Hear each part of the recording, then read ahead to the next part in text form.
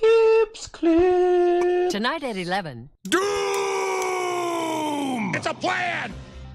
And I'm angry! I'm not a slave! I've broken the conditioning! It doesn't work on me! I'm primitive, I'm real, I know the enemy, and if we can have this spirit of normal humanity spread, it's over for the globalist! Break the conditioning now!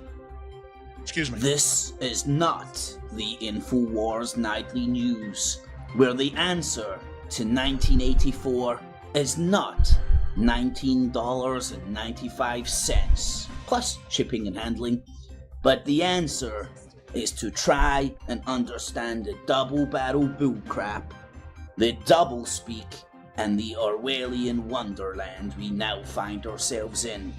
So sit back and relax as I take you through a real alternative look at the news and so-called alternative media alike. Enjoy. Kips clips. Alrighty, YouTube, another one of Kips Clips. And welcome to not the Infowars Nightly News, the original, the one and only original alternative look at the alternative media. Skeptical about the skeptics and watch the motherfucking Watchmen, because somebody's got to do it. And an alternative look at a real alternative look at the news as well, trying to use the double barrel bullshit from all angles to paint, to give people more information to allow them to make a better judgment of what's really going on for themselves, and show my way of interpreting this stuff and how I join the dots and make the collage, and hopefully spark off some new thought in other people's heads as well. So in the evening, one and all, World War 3, a polarised world, alt-left versus the alt-right, time to fight.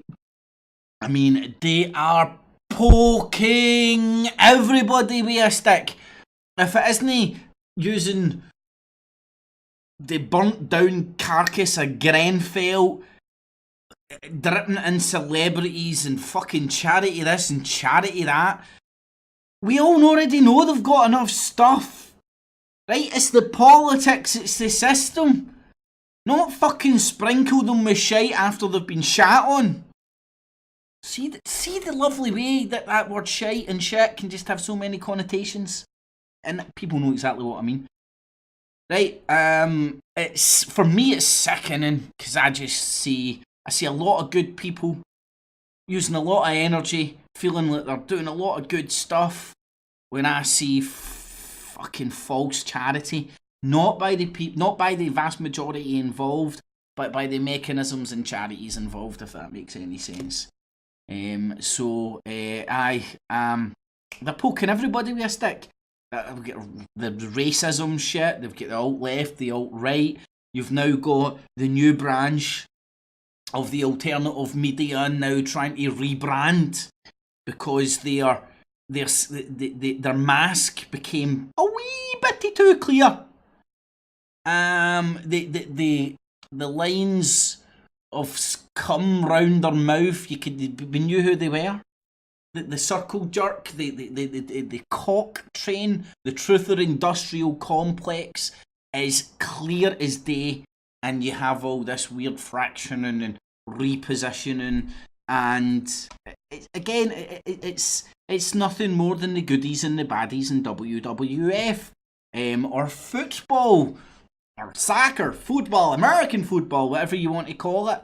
Who's in control? The guy in the middle. The guy that makes the rules, calls the plays. And who wins? The guy that's selling advertising for both sides. Anyway, so say hi to people in the chat room, then I'll give a brief breakdown of what's happening tonight. So if at any point you do appreciate not the Infowars Nightly News, feel free to stick a wee thumbs up. It is much appreciated.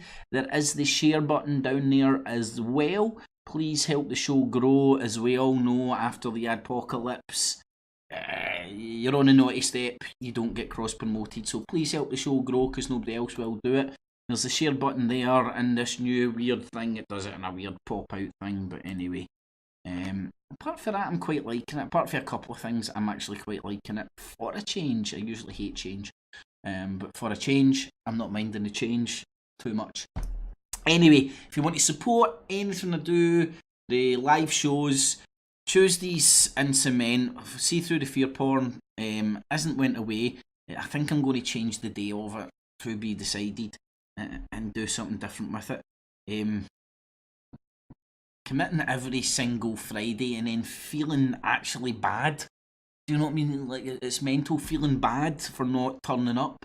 Which, like, sorry to say, I'm actually getting over. Do you know what I mean? But it is that realisation, and it's not that I don't want to put time or effort in. It's like feeling obligated to do it rather than wanting to do it. Right, big difference. See the Tuesday nights, man. Hundreds of energy to do this because of the amount of bullshit I see during the week. But anyway, so see through the fear porn hasn't went away. It's just going to be moved to a different day and hopefully some sort of a different format, which still to be decided because I don't know. I'd love to try and get more people involved and all that, but that seems to be dying a death as well. I mean, it has got to the stage where what is there left to say for some people? But then it's like, well, surely there's got to be a platform for new people. Anyway, to be arranged. So if you want to support anything, the live shows or the clips I do, I'll be putting out a lot more clips now. I'm getting into the swing of things again, getting the appetite back.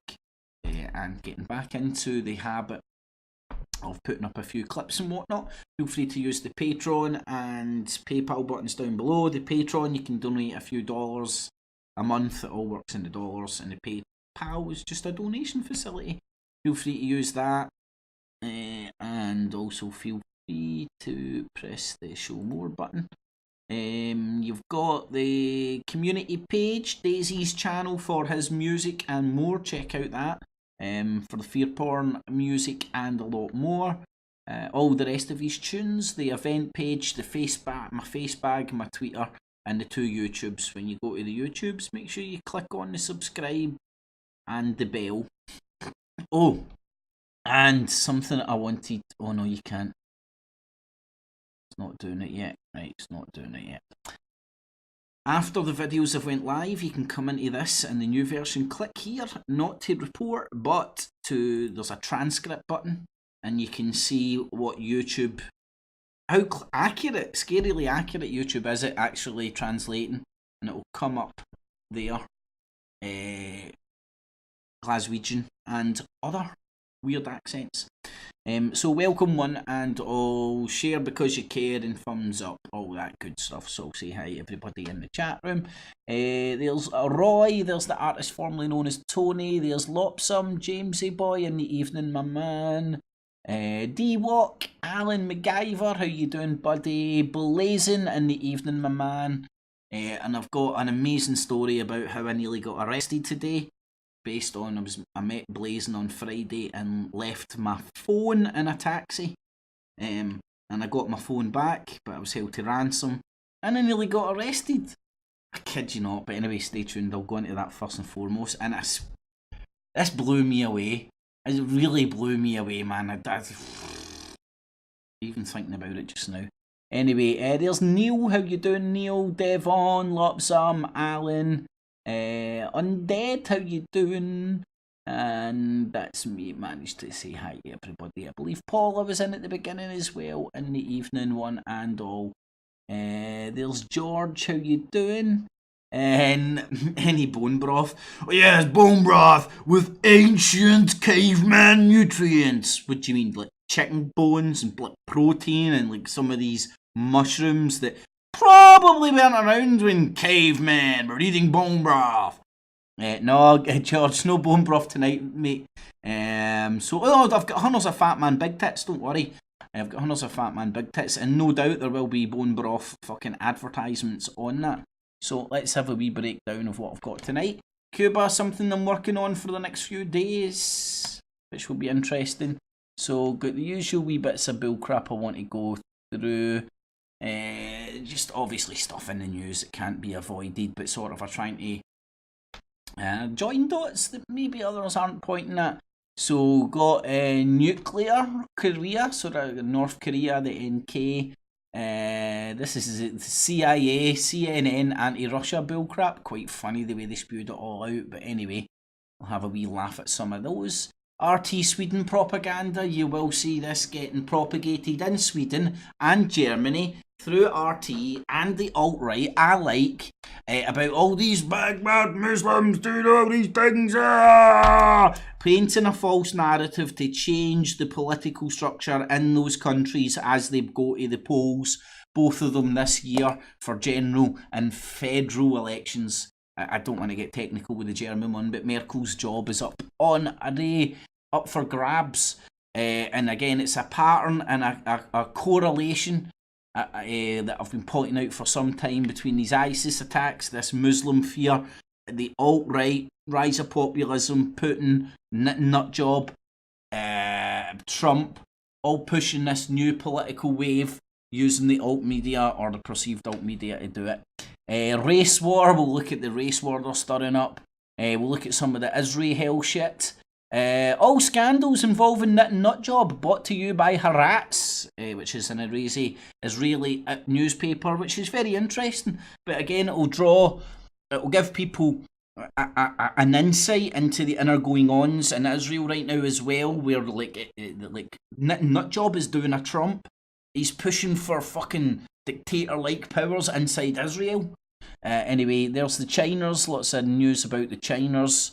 And the Chiners will go on to some BRICS stuff, because the BRICS, the Silk Road, the One Belt, One fucking China, or whatever it's called, policy is all part of this economic struggle that was going on. The UK fifth column, I can't quite remember, but I do believe it's related to the BRICS somehow. Then we've got Fat Man Square Tits. So, as you would have seen, let me see if I can just... Boom. There's fucking big fucking chink, or whatever you call him, Chunk, and Alex Jones doing a wee dance for us there. Yeah, I need to click this again. So, we're bouncing into a wee bit of that bull crap, Fat Man Square Tits. Of just the absolutely shameless snake oil salesman shit. You know, and telling you there's a problem with this and then selling you the solution live on air and claiming it's not an advert is shameless. Then the fucking Islam F.E.A.R. Tommy Titbag turning up on Infowars again. Then throwing Charlie Hebdo into the mix, which is dead strange, but I'll show you the hypocrisies of that as they go into it. And again, doing some agent provocateur stunts from the Infowars. Then we've got Tommy Titbag as well, doing a wee bit of his usual bullcrap, giving Muhammad his day in court. And then stay tuned for this. I'm going to make some real poignant points with this, because there is some people out there who are genuinely religiously retarded, or I don't know. It's like I'm saying. It's like I'm making it crystal clear and simplistic what I'm saying. I know, you didn't address it. And I'll go into it. Anyway, I'll try and address it more without sounding like a retard. Then I've got Mike as well. Getting parroting fucking bullcrap. Just parroting it. And then tells you to investigate. And then he's up there on his wee pedestal just parroting like a fucking bojo. I mean, like, you're telling people to do stuff, or you should always do that on the mainstream media, and then you're sitting up there on your internet, wag the dog, internet style, telling everybody you're the fucking arbiter of truth. Artist Uber driver is to Gary branded him. 108 Morris crop circle. Yep, that's right. Tim Baldy Fools, he's talking about far left violence growing on Fox News, folks. Russell, the New World Order brand. David, Lizard Shit Ike, bouncing up and talking about the left-right paradigm again that he's talked about before, and then led you down the fucking path of creating a new left-right paradigm, and now he's talking about the new left-right paradigm again that will lead you down the fucking path of a new left-right paradigm. Round and round and round we go. Fucking David Ike's Lizard Shit will never show. And it's beautiful, man. You'll see wee fat Dan Dykes, of Fat Arse for Truth. And he's definitely fucking Yogi. He's Boo Boo for Yogi Bear. But anyway, we'll get into that in a wee second. And I am Chicken Little TV. God almighty. Let's just bounce into this shameless... Hey guys, here's everything you need in a hurricane. Christopher Green, good morning to you. Bless all of you. We've got Chad Booksam on the ground. He's reporting on Hurricane Irma, which is... Yeah, we're reporting from a hurricane, selling hurricane supplies. Yeah.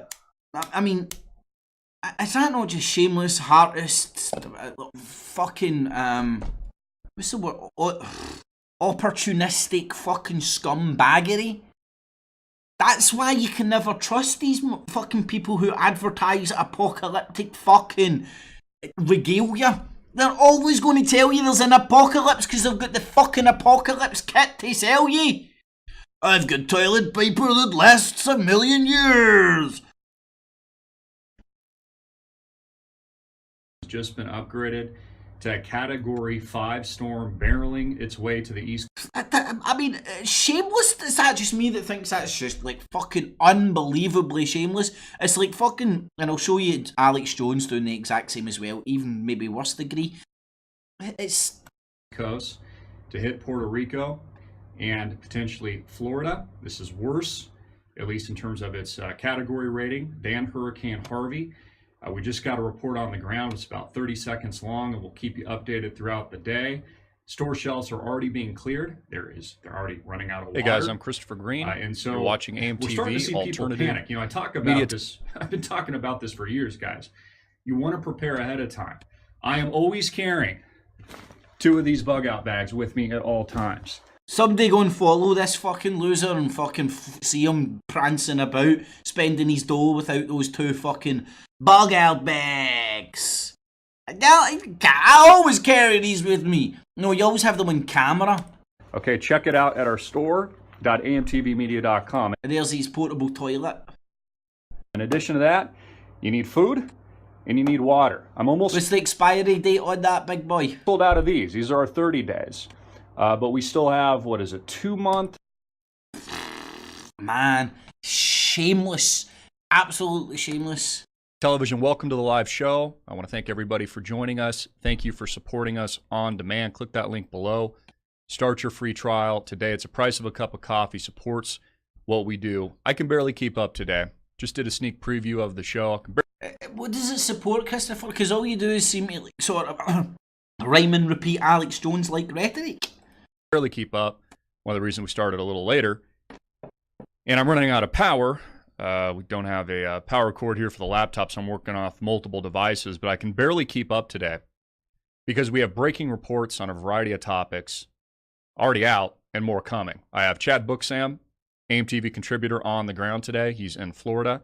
He already did a... He's ambulance chasing the storm. Breaking report. Store shelves are running out of water in Florida. Food. People are beginning to panic. These are his words. He's on the ground. Again, we're out here in Arizona, thankfully. Store shelves are cleared. People are very fearful of hurricanes. But we've got 60 left of our food for 30 days of hurricanes. Hurricane Irma and what is potentially coming, which they've upgraded to a Category 5 storm, a Cat 5. Now keep in mind, Hurricane Harvey was a Cat 4. So I can only imagine if Harvey... God almighty, man, like Chicken Little, and he's got the fucking pill. I don't know, maybe it really is just me. Maybe it is just me. So that's what's on the show tonight, so stay tuned for that.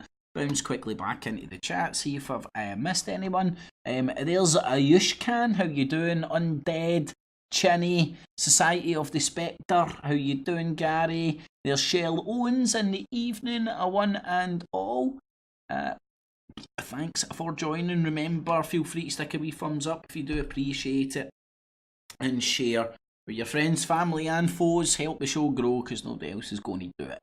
There's Chinny, Gary, Neil, Lopsum, and I think I've managed to say hi to everybody. And there was Ryan as well. Ryan, how you doing, my man?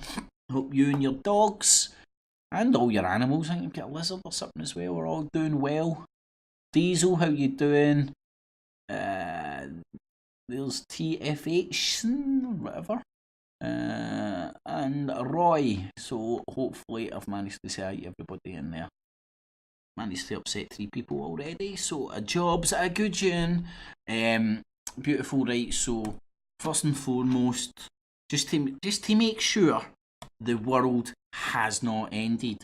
And it's always worthwhile having a wee violation of international law. Wow, right? So this is just all the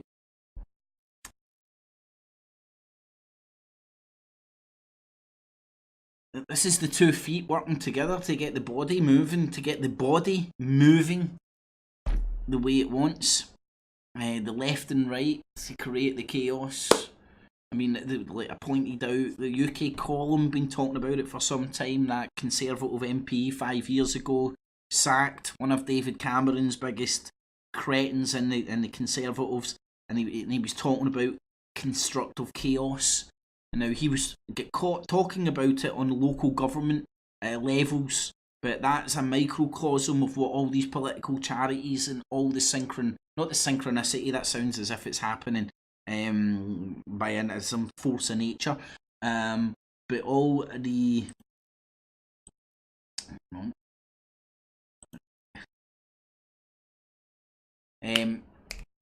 shit, I forgot what I was going to say.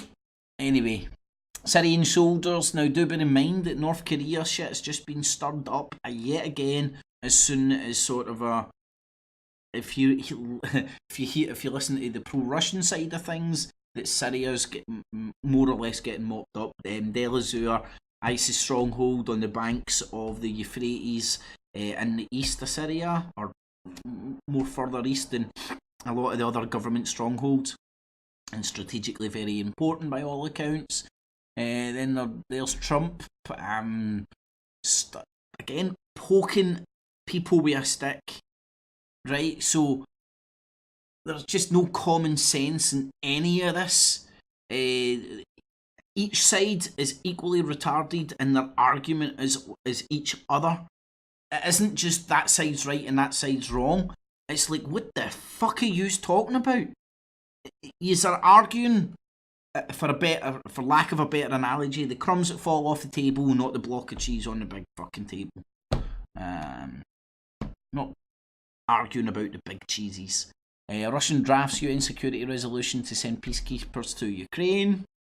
Remember that? Syria keep... Oh, and then I'm talking about football, but that's obviously got a political slant because it's got Syria and Russia in it. Now, imagine Syria make it to Russia 2018 and win the World Cup. But anyway. And then here we go, here in the UK, there again. Notice the correlation of very similar events, but different in the way that the regions are different, but poking the same demographics with a stick. Hyping up the exact same fears. Oh, God, man, we've got neo-Nazis and shit in our fucking... Found a few dickheads that were members of some football... You know what I mean? That's the reality. There is nothing new here. They went the thousands of people in the UK fucking army, and all the affiliated services and shit, and all of a sudden they're pointing at this with all the Zeke Allen and all that. Right? This is related to the information war and not a genuine story. And this is what the BBC's telling you. Then look how the BBC's poking people with a stick with this Trump thing. Allowing the polarisation of the world, the alt-left and the alt-right, to continue by people who believe this will go, obviously Trump's a Nazi. Look, he's fucking throwing that poor girl who's just a little fucking cute dreamer out. And the opposite side of the coin can see it as fucking you need borders and all that kind of shit, and it's breaking the law and stuff, right? So it's very easy to argue both sides strongly. Very easy, because both sides have very valid points. But hitting each over the heads with a stick is doing nothing other than creating the constructive chaos that the world powers need to continue this world war without anybody noticing and putting a stop to it.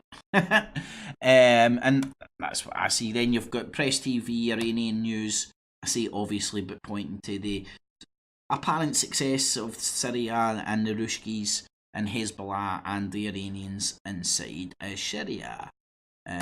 So, oh, no, it's not working. Oh my god, Iran's been nuclear bombed! It's on! Just their website goes down quite a lot. Got a rubbish website, probably. Right, what did I want to talk about?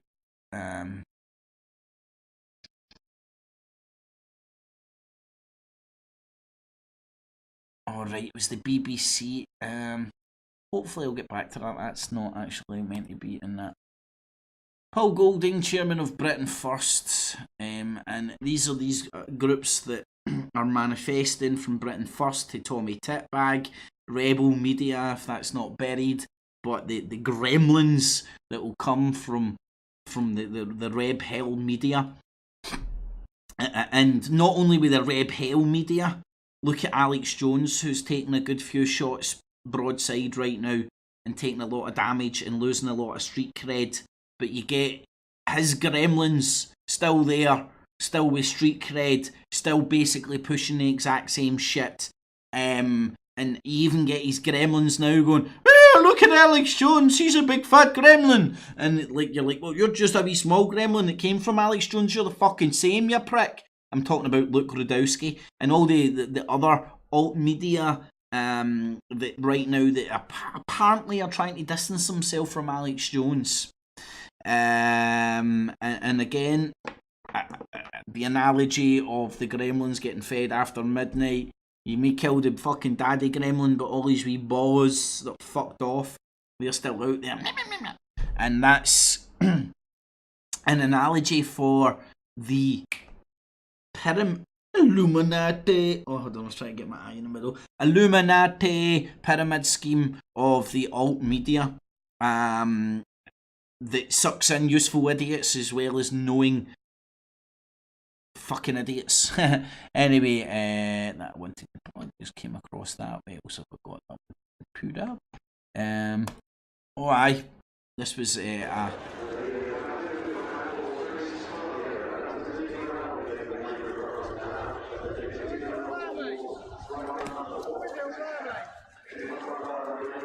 lip reading experts.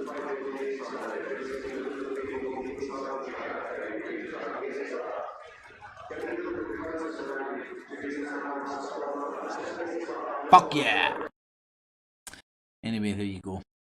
There's a new baby on the way, as we've all probably seen.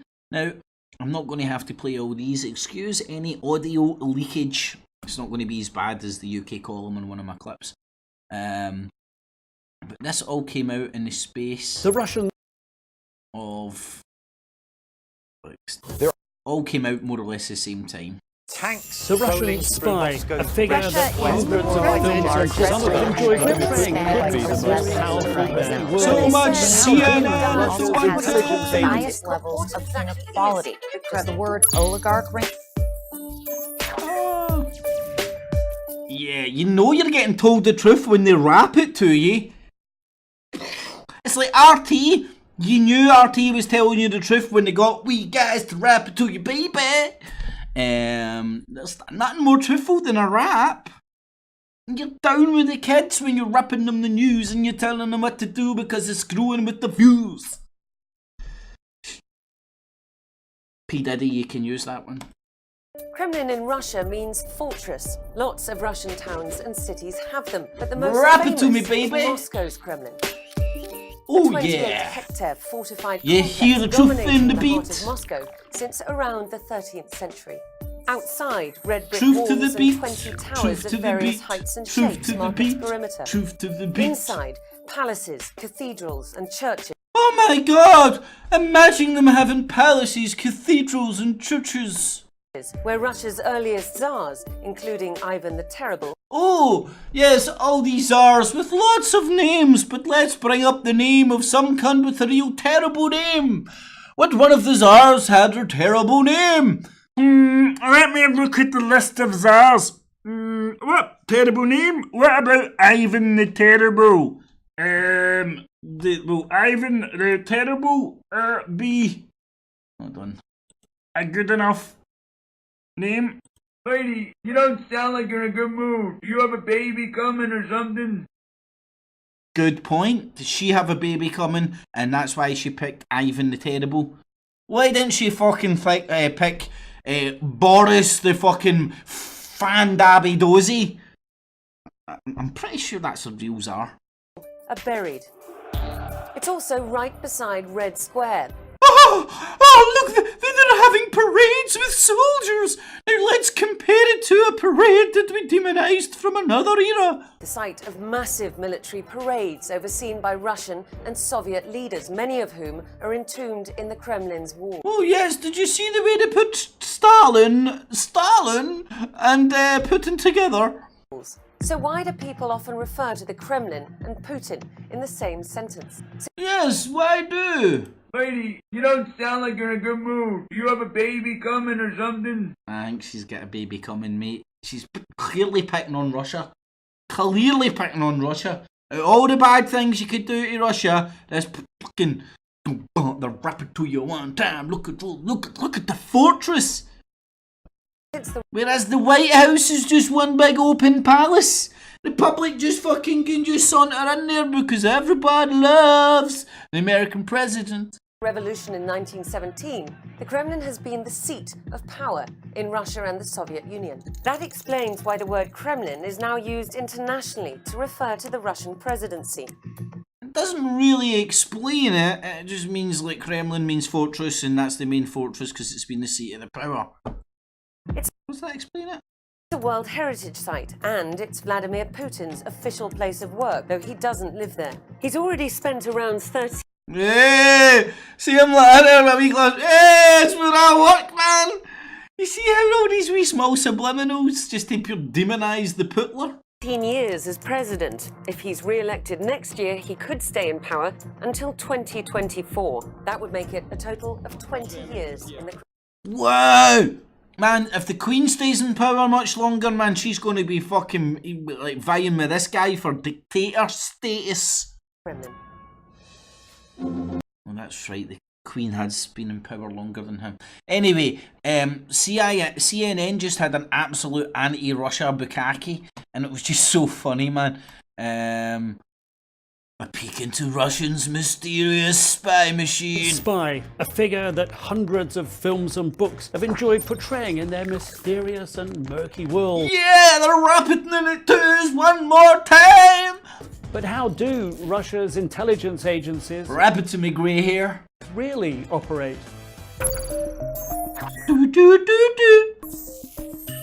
Russia decoded! Sounds like a Kev Baker fucking YouTube title.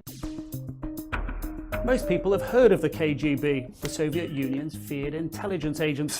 Oh, yes, as opposed to the FBI, who are all just loving late. At its peak, it was the world's largest secret police force and foreign intelligence organization with more than Yes, so secret it had a name, called the KGB. 480,000 full-time employees. But I wonder how big the fucking civil service in America is, but hey, if you don't call them spies on their wage packet, they're not spies, they're reporters.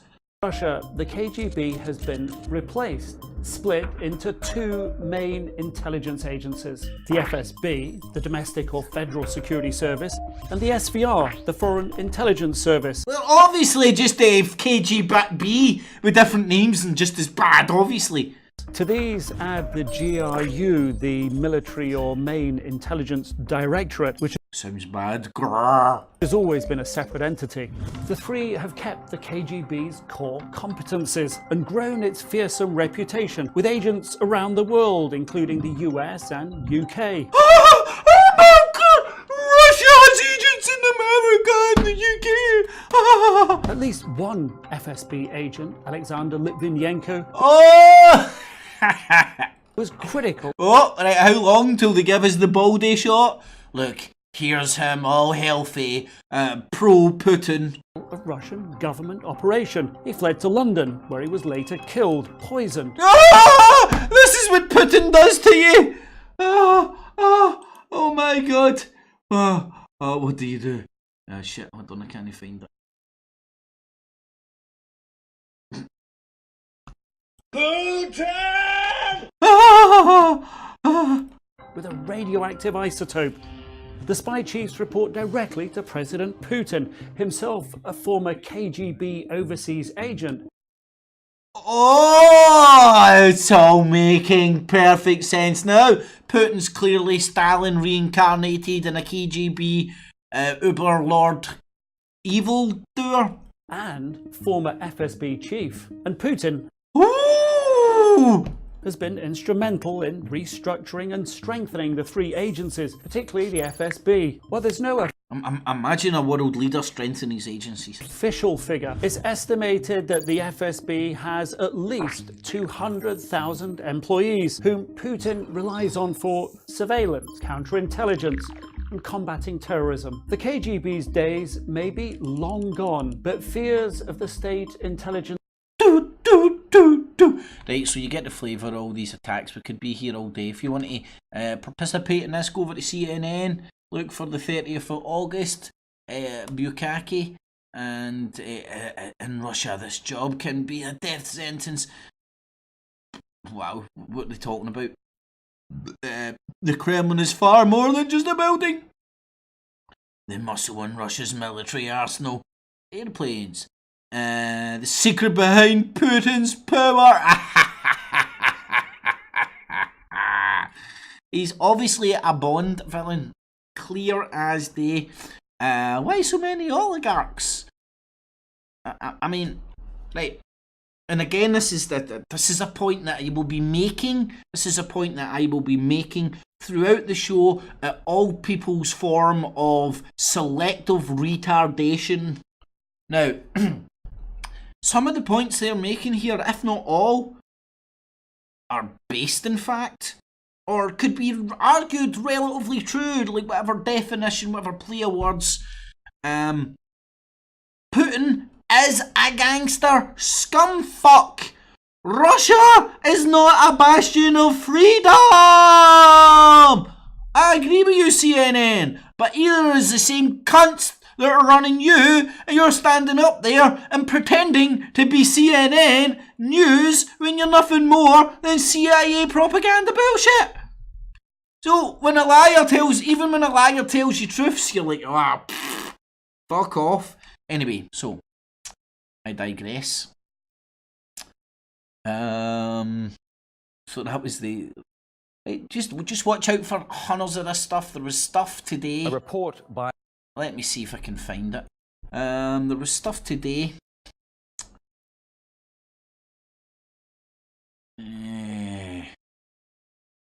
I've seen it doing the rounds on RT. Some sort of. Oh, somebody in Germany told women to be careful when they were out running because one of them got raped. And they're trying to turn it into an insinuation that it's the asylum seekers out there doing it and they've not even caught the fucking scumfuck that raped a woman. It's shameless. But it's all war just now, I think.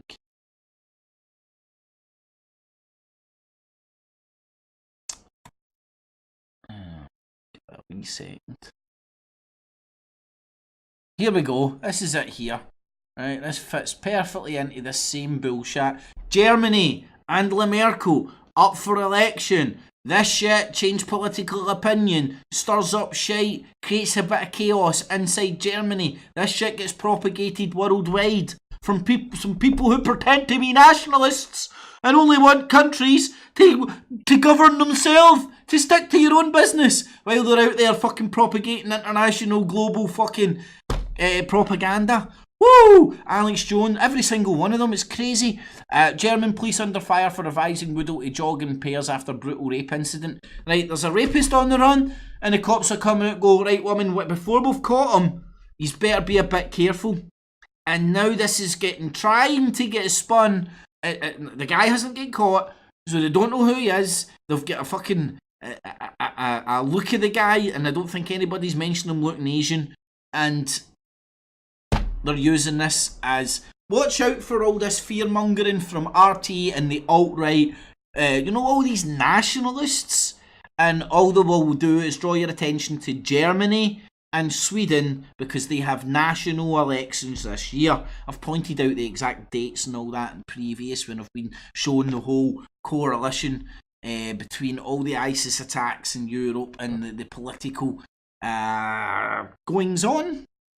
I mean, you could argue who set these things up, but they're not false flags in the sense that they're genuine terrorism as they're getting propagated, they're getting done from my point of view, because I believe they're happening, not just all fakery and shit, but they're getting done to change the political landscape. Absolute definition of terrorism. And you see and because both sides are lying, none of them can tell the truth. So you just end up with this absolute barrage of lies from both sides of the propaganda pushers, and you get lost in it, and you can't find what way's up. So this fits into sort of a youth gangs only sell drugs, carry guns in Sweden, no gold zones, local shopkeeper to RT. Right. Paul Joseph Watson tried to propagate this. There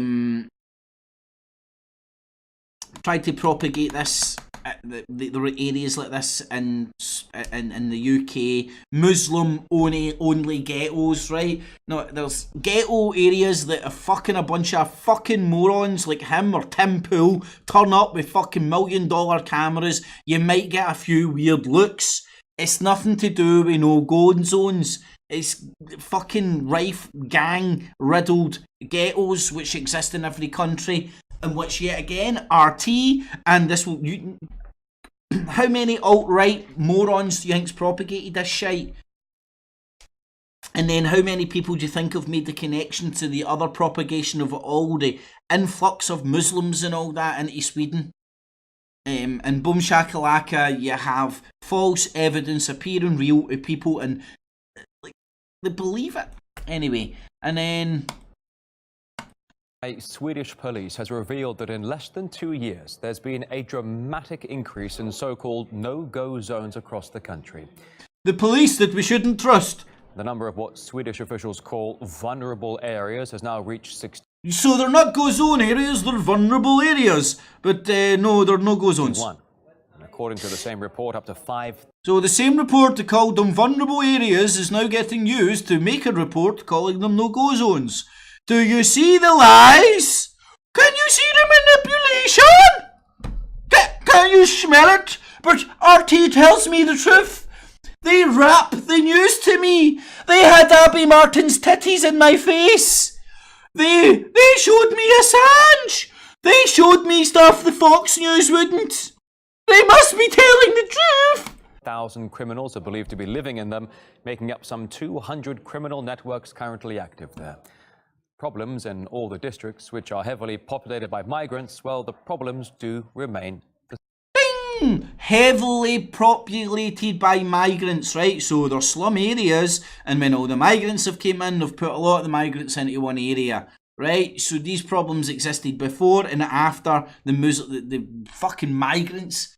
God almighty, man, I can't believe I need to explain this shit. Like, it's because these people are pretending to be like cognitive human beings, and they're standing up there like rhyming off all this shit without like sort of a hold on. There's like clear manipulation here. Say.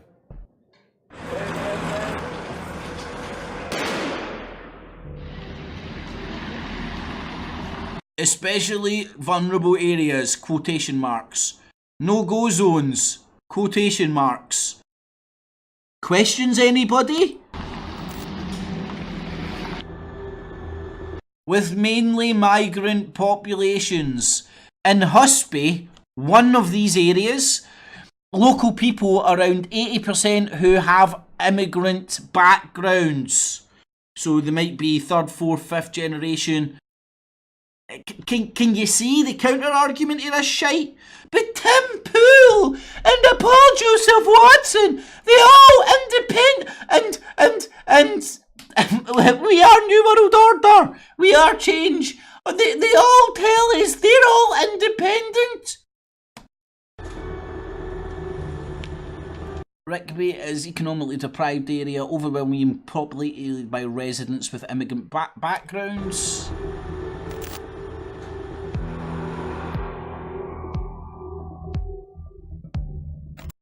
this? 100 increase in what? Did you see that they've done an increase there and they didn't tell you what the increase was in? Right, so they're just telling you migrants have came into that area.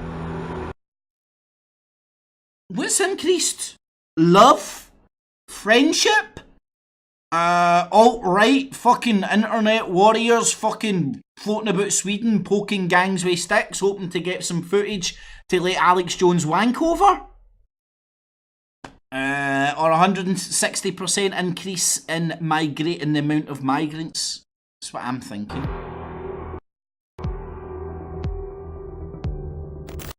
They're just what, in their erections after they've fucking bought Alex Jones boner pills? Yeah, listen to that, that's...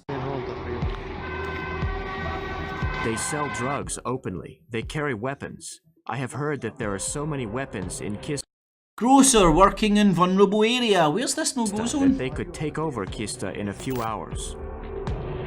Especially vulnerable areas. I can still read all this no-go zone area everywhere. There has been quite a lot of shooting, very brutal mistreatment of entrepreneurs, a lot of robbery.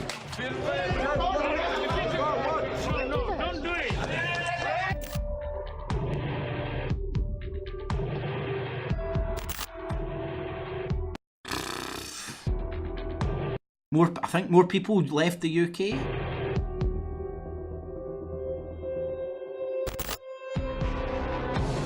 We need to make a clear shift in direction. We cannot continue in this direction 10 more years. Society needs to do more, we need to do more, we need to focus on these areas. Here the problem is the cultural difference, and that these immigrants who come to Sweden do not want to integrate, or some of them don't want to integrate. We see this in especially many of the European countries where they have taken in a lot of immigrants. We don't see it in, for example, Poland. Right, same shit. Watch out for more of this. You will see a lot more of this. Muslims are doing everything bad in Germany and Sweden in the run-up to their national elections. Mark my words. Now let's see how else they're poking us with a stick. Black History Month. All white people have taken part in racial violence, which is what you wrote. I believe that society is built on the foundation. It's not what I believe, it's a fact that society is built on the foundations. I believe you should not classify a retard by the perceived colour of their skin. You should just stick with the definition of retard. A bit backward and fucking stupid. Don't give the retard their retarded thoughts any respect or merit by giving it any fucking thought. Retards will say retarded things. If she ain't a full-blown fucking gen-up retard, she's an agent provocateur. One or the other, you should not let her tickle your balls or tickle your ovaries. Of colonialism and slavery. I understand that. In terms of specifically what you wrote, yeah. Are you standing by all white people and racial violence? I'm all white standing people are guilty of racial violence. That's a very nuanced thing. So you have things like microaggressions that... God. I remember, right now, just bear this in mind, that this is, for me, proof positive. Staying in the microcosm of the UK and being exposed to a lot of America memes and media through the interwebs. I remember seeing this social justice warrior microaggression shite getting talked about on the internet, on the Wag the Dog internet media. And I was like, what the fuck is this shit? Where is it? I haven't seen it. I haven't heard about it, not witnessed any of it. And here we have it getting propagated on the BBC in the UK for the exact same purposes of inciting racial hatred through presenting you with retards to argue over. People of colour will experience every single day, that everything from moving from a black person on a bus to... I understand that. Seriously, man, I'm 35, right, and for my generation, I'm 35 and stay in the central belt of Scotland, and even for my generation, man, the racism that these people try and portray doesn't exist in my reality. Now, you might go, you're not black, you're not brown, you don't... But I don't see... I speak to white people, believe it or not. And I don't see, other than ignorant fucking stereotype bullshit, racism. Right, and I wouldn't even call that racism, that's just fucking people, well, stick to my own, look at them, they're different, don't like them. Right, fair dues, mate, you think they're different, you don't like them, stay away from them, everyone's a winner, right? Because for me, and I'm not letting anybody else make up my definitions, I know exactly what it is, a racist is somebody that wants to go out and fucking, like, treat somebody differently because of their perceived race, right? Or like, fucking wants, or projects that towards them. You know what I mean? Like, people are entitled to retarded views and beliefs. Everybody is. No matter how retarded. Otherwise, you've got cultural Marxism, and they'll be using social media to bully and coerce people into a singularity of what is acceptable and what's not. I don't want to turn into the fucking Borg. So, in my pursuit of not wanting to turn into the Borg, I'm going to have to tolerate people's opinions which I perceive to be extremely retarded. Like, organised religions. I can tolerate that shit. I do like to point out the way that they're fucking, like, basically rule the world and control a lot of people. But I can tolerate it. It's the violence, it's the forcing, it's the coercing, the manipulation that I just like to point out and hope that free will and humanity will prevail. Anyway, let's listen to this retard. And she was a model. Now, this might just be my preferences and all that, but she looks a bit manly to me. But are you saying all white people are guilty of that? I'm not saying... Of course we are. All white people are guilty of it, but all white people benefit... I perceive myself to be an Eskimo. Right? You know that white woman in America that came out and claimed to identify, that's what I'm looking for. I identify as an Eskimo, right? And I've had a lot of time to fucking think about this and stuff, man. And staying in fucking Scotland, man, damn fucking tootin', I can fucking identify to fucking Eskimos. Fucking Baltic in this country, anyway. So I don't know if I'm white anymore. I more identify Eskimos, who I believe are a bit brown. From racism with white privilege. If you are not actually dismantling racism, if you are not... White privilege. Are you stupid and retarded? Oh, sorry. I won't finish that sentence. She is stupid and retarded. Or just an agent provocateur. Never forget that. But what I would like to point out is there is no such thing as white privilege. It's people with money and control constantly using money and control to turn poor against poorer. They couldn't give a shite what fucking race, creed, colour, brown, white, fucking anything you are. Just as long as they can get you fighting against each other to make sure that you don't realise who's really pulling the strings. Sorry, retard. Presume.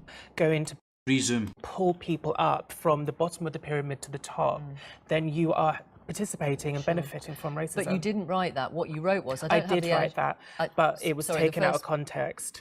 This is, I mean, these are the sentences that you wrote. I don't have the energy to talk about racial violence of white people anymore. Yes, all white people. That's in context. The text, would you agree? No, I wouldn't agree, because the text originally had 2 bookends. This screenshot was sent to the Daily Mail by somebody that I know, and it was in response to Charlottesville. I wasn't just ranting randomly about white people. It was in response to this white supremacist rally. Could you have worded it better? God, and again, sitting here in the UK, this stupid fucking English-sounding bitch poking people over here in the fucking UK with fucking the race stick. Fuck you, hen. You fucking agent provocateur. Let's listen to the fucking dude. Black History Month you find ridiculous. Why? You're going to relegate my history to a month? Oh, come on. What do you do with yours? Which month is White History Month? No, come on. Oh, fucking yeah, man! It's white privilege, man! We can celebrate Snow White and 7 Dwarfs all year round. That's white culture, isn't it? Snow White and 7 Dwarfs. Well, I'm Jewish. Okay, which month is Jewish History Month? There isn't. The Holocaust Week. Holocaust Remembrance. They get their time as well, Morgan. You calm down there, pal. Oh, why not? Yeah. Do you want one? No. I don't either. You've got one. I don't want a Black History Month. Black history is American history. How are we going to get rid of racism? Stop talking about it.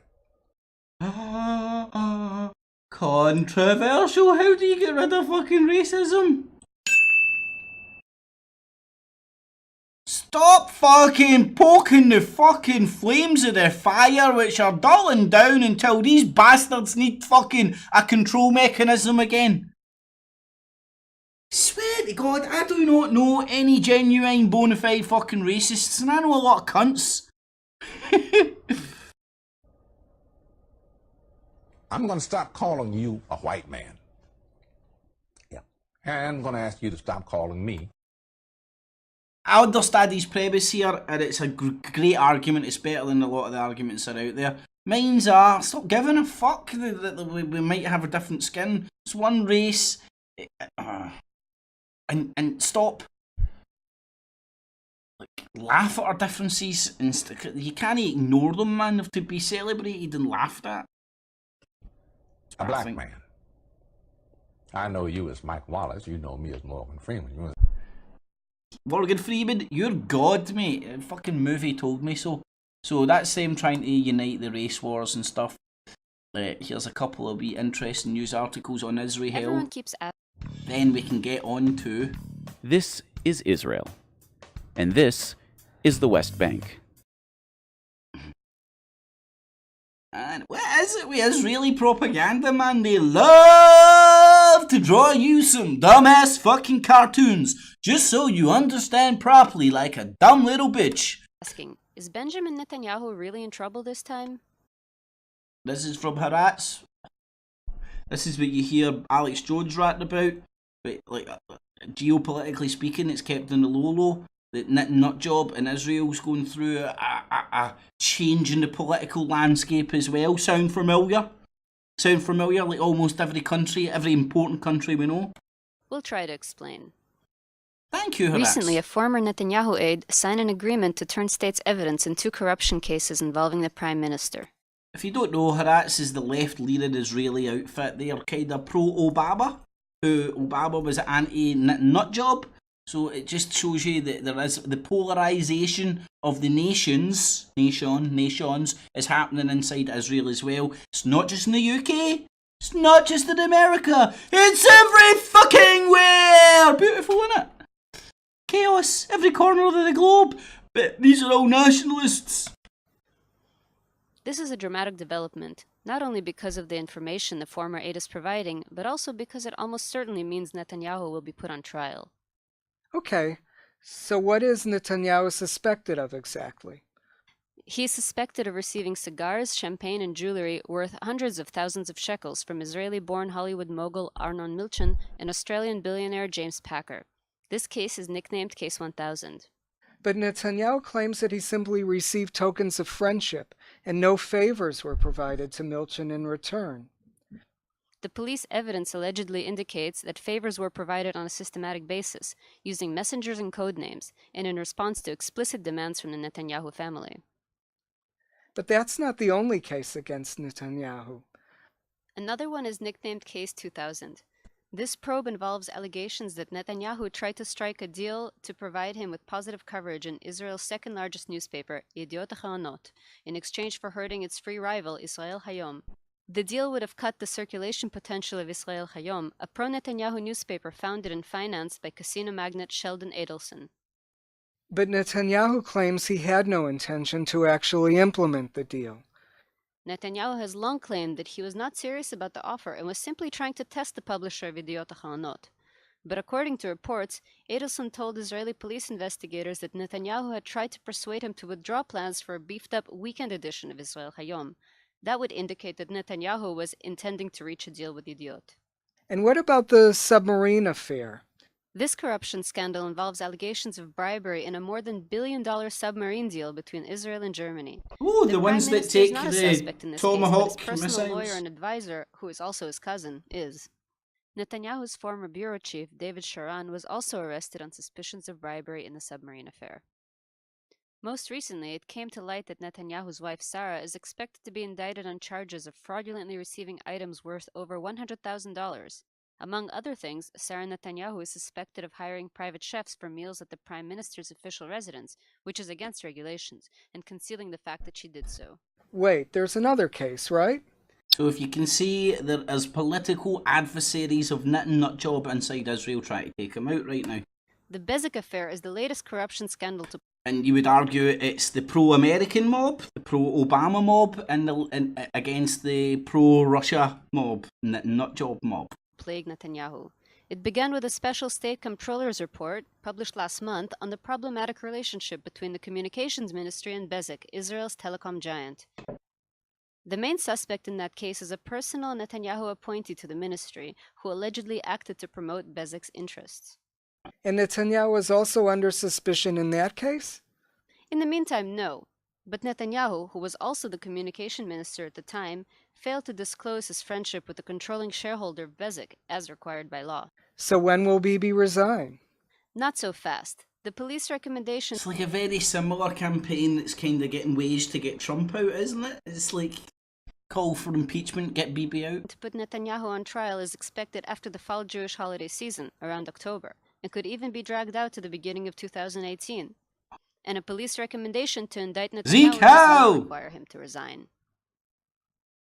So there's a wee interesting update from Haaretz about what's going on in the internal politics within Israel. So again, it's not just in America, it's not just in the UK, it's worldwide. You've got the left versus the right, the alt-left versus the alt-right.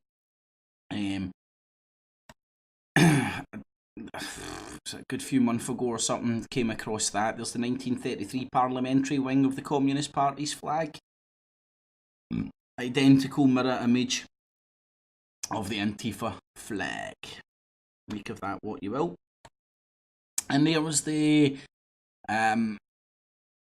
graphic that Mr. Brown, CMF Wrestling, when he pops in, done for me. And it was the left-right polarizing paradigm. And again, they're using all that energy to manipulate. They're using the left leg and the right leg to move the body, the mass, to exactly where they want it. For lack of a better way of trying to explain it. Right, so let's move on from this stuff and get into the alternative bullcrap. Oh, and I've still got some of the China stuff, but I'll be as quick as I can and excuse the audio leakage if there is any.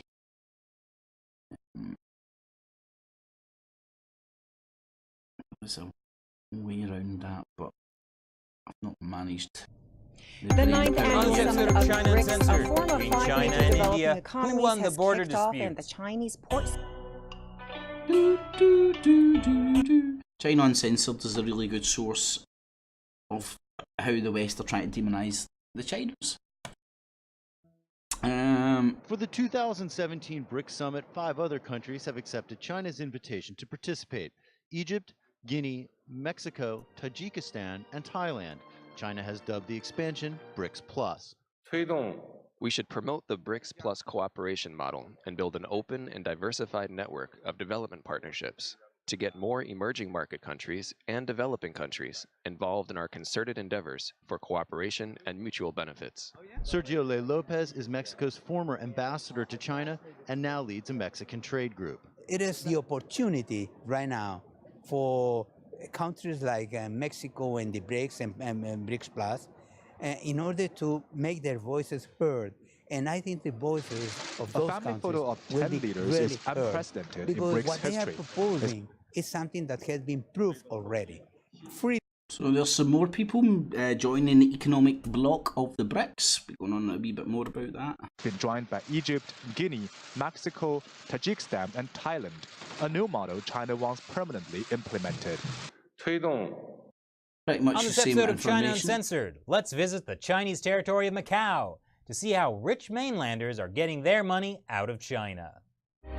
Basically what they're doing now is they're exposing a bit of the corruption in China's version of Las Vegas. And again, I'm not disputing the facts of what's going on here. What they're saying sounds perfectly plausible and like it sounds exactly what you would expect from a criminal empire running a country.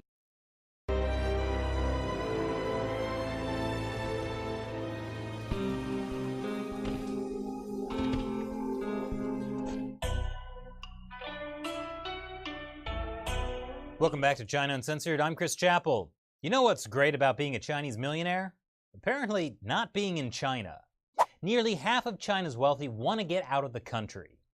But before they move out, they first want to get their money out. And one of the many ways they do that is through the city of Macau. Macau is home to the world's most elaborate casinos, as you know from James Bond. Wait, what's that, Shelley? That scene wasn't filmed in Macau. It was done in Pinewood Studios in the UK? What's next?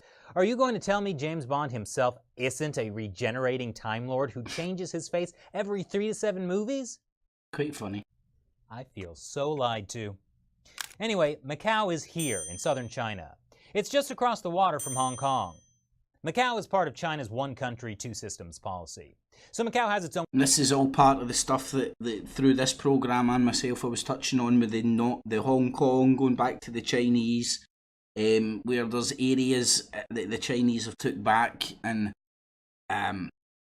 they are part of China but they're principalities. I don't know if that's the right technical way of explaining it. But this has been part of the negotiation for China to get it back off the ex-colonial powers of the City of London, the East India East India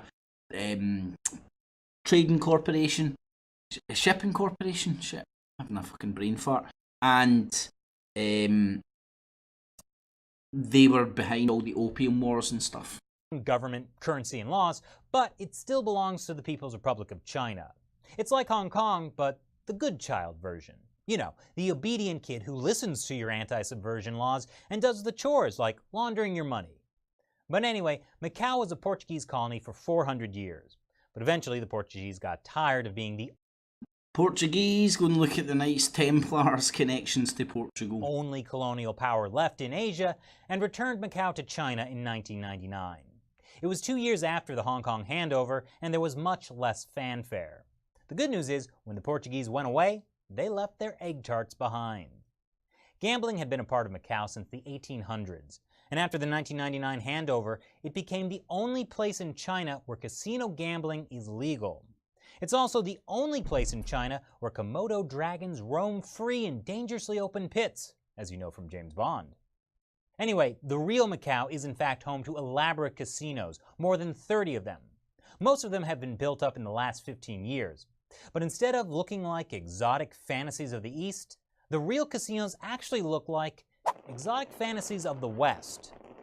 Macau is basically Las Vegas on steroids. In 2016, Macau's casino gambling revenue was $28 billion, which is 3 times more than Las Vegas. And a lot of that money is coming from, you guessed it, Chinese millionaires. Right, so leave it there. So what I'm pointing at here is, again, the propaganda doesn't have to be lies. It can be perfectly true, and this sounds perfectly plausible. But again, the hypocrisy and the double standards of right, when are you doing an expose on how Las Vegas really works and how above board and honest Las Vegas is, and how Las Vegas isn't used by all sorts of billionaire scum fucks to launder money and all sorts of shenanigans. Then we'll talk. When you're just sitting there shining the light on how fucking bad China is, I smell a rat. But anyway, I wanted to point that out. China says it will never allow war or chaos on its doorstep as tensions escalate on the Korea Peninsula, and that was back on just the beginning. Oh, hold on a second. Has there been an interruption?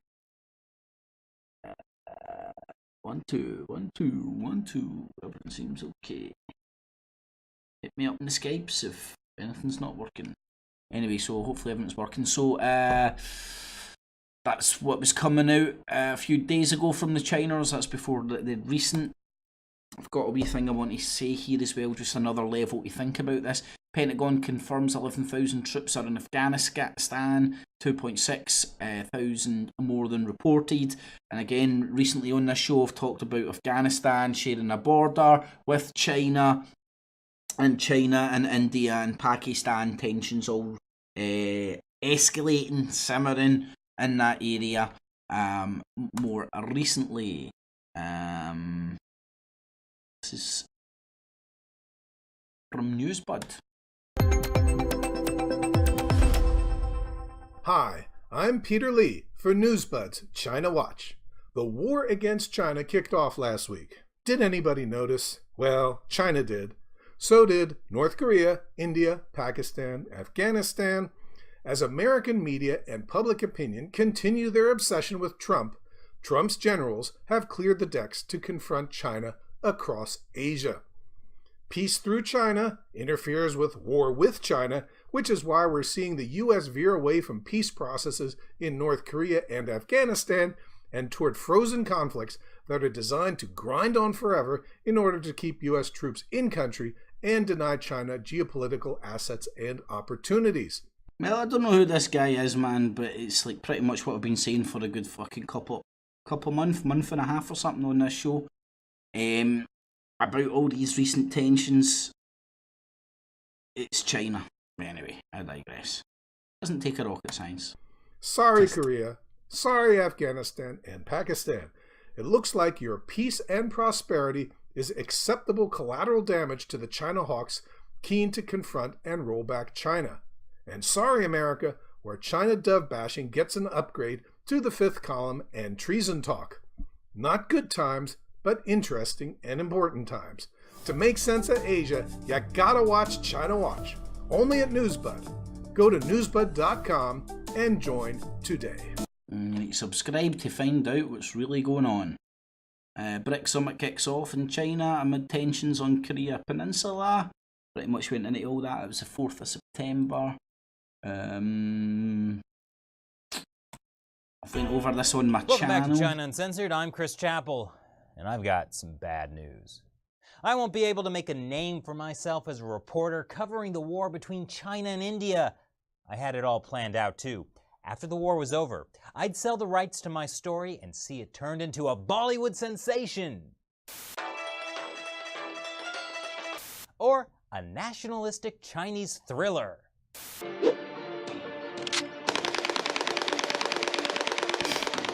Which movie I do would depend on who... Right, I'm hoping this is a clip. I'll skip over it. It was a bit I wanted to show. Thing. Besides avoiding war, I mean. So is this the end to the border dispute between India and China? Let's see what India's army chief has to say. Right, so this is it all died down and stuff, and this is what the Indian army chief is saying. The recent standoff in the Doklam Plateau by the Chinese side attempting to change the status quo are issues which we need to be wary about, and I think such kind of incidents are likely to increase in the future. Beautiful. Wait, such kinds of incidents are likely to increase in the future? That's terrible. Or is it?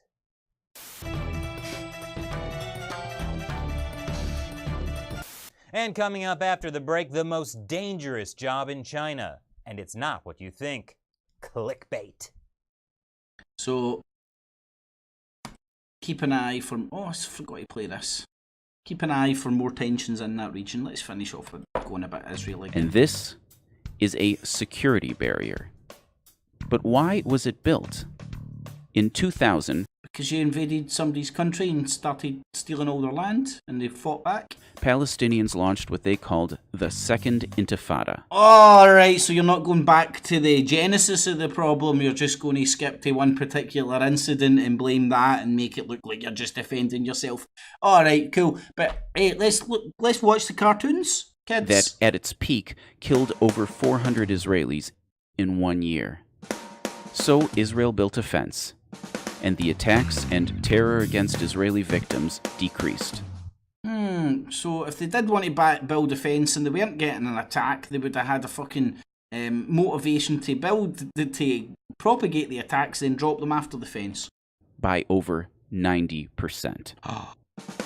A small part of that barrier was built as a wall to stop Palestinian attacks next to the most densely populated civilian areas. The other segregation, 95%. Other places it's been called apartheid. And remains. Good guys this side of the wall, wankers that side of the wall, please. A wire fence. On the one hand, many Palestinians feel the fence interferes with daily life, and some even... With a big wall through your fucking house interfere with daily life? It's unreasonable. ...find it humiliating, while many Israelis... Imagine, why would you find it humiliating getting held as prisoners in your own land? Israelis wish there was no need for it. Look, the wee cartoon characters look perfectly fine. On the other hand, this barrier continues to stop Palestinians who are trying to smuggle guns, knives, Molotov cocktails into their own land to defend it, and other weapons into Israel. Many Israelis and Palestinians hope to someday remove this barrier as part of a peace agreement. But until then, it's keeping Israelis alive. That's why they've got it. It's keeping Israelis alive. Anyway. So done the Chiners. Let's go to UK fifth column. Can't remember. I don't know if this worked. I did. So this was back in 2014. New geopolitical order set at BRICS Summit in Fort Alice, or however that's pronounced. Can't remember what area of the world it is. It sounds Latin America, but don't quote me on that. The link below it doesn't even work anymore. Oh God, me with short hair. I should be getting a haircut shortly. I did check this, and the link from Sputnik wasn't working anymore. It's been Google washed, but the article there, which wasn't on Sputnik, which confuses me. But anyway, Ryan Ofsty, that is a version of Sputnik, right? I digress. So this is, for me, part of the real reason why we're witnessing all these conflicts, which we're told are for all sorts of bull crap excuses, but it's proxies of proxies of proxies of proxies fighting for the large multinational corporations, the money men at the top, but not the people at the tip of the pyramid, the Iron Bank, who are happy to let all these people fight amongst themselves to dominate the common world economy. When you integrate the new world's global economy with all the technology that they're putting on top of that, from your cryptocurrencies and all the scary ass technology we see, from all the robots taking everybody's jobs, everything. That's what I believe, that with the tides are changing and moving towards BRICS, we see jostling for, it's gangsters, criminal entities, I would call them, jostling for territory. It's the best way of explaining it. And let's see if I can find what the UK column is saying, 29.15. Can't quite remember what they were saying here. I'm sure the point will bounce back in my head when I hear what they're saying. Oh, it's Patrick Hennessy, the guy that's just got this oozes charisma. My name's Patrick Hennessy. Yeah, mate. I'm very, very, very excited to be here. It's really, really, really nice. Oh, sorry, Patrick. Setting one person off against the other. This seems to setting one person off against the other. And then what UK column telling everybody to go and vote Labour. Woo! Left versus right, motherfucker. be the Western policy, Patrick. Britain and the United States, the transatlantic policy. And yet there is another policy in the world, and I know there's a lot of cynicism amongst people over what's going on with Russia and China and the BRICS. Right, now, this is a point I've been making. I've been using the Rangers and Celtic analogy, that you could break that down into Scotland versus England. Football rivalries or sport rivalries that exist in America. I'm sure there is some sport that people give a shit about in America. I don't even know any of the rivalries, if there is any real ones, but those that sort of a idea. And then you have like so you have somebody turning up in a Rangers club, and all they do is talk about how shite Celtic are, or how shite Rangers are, but he's not wearing a Celtic top. He's there to provoke people, annoy people, and he's a propagandist. And they'll go, hold on, why you keep telling us how shite Rangers are? I thought you were meant to be a Rangers fan. I'm a Rangers fan, honest. And he probably he won't go to any Celtic games that anybody knows of and stuff, but he's a secret propagandist. So with Mike Rivero, with the UK column, because for me, you better believe that the people that have set up these arms of propaganda are very sophisticated and so much sophisticated they can put propaganda out that you aren't aware of and you start buying it. But a good way to decipher the pattern of their propaganda is look who they talk up. Because right now we've got two sides gunning for each other, geopolitically speaking.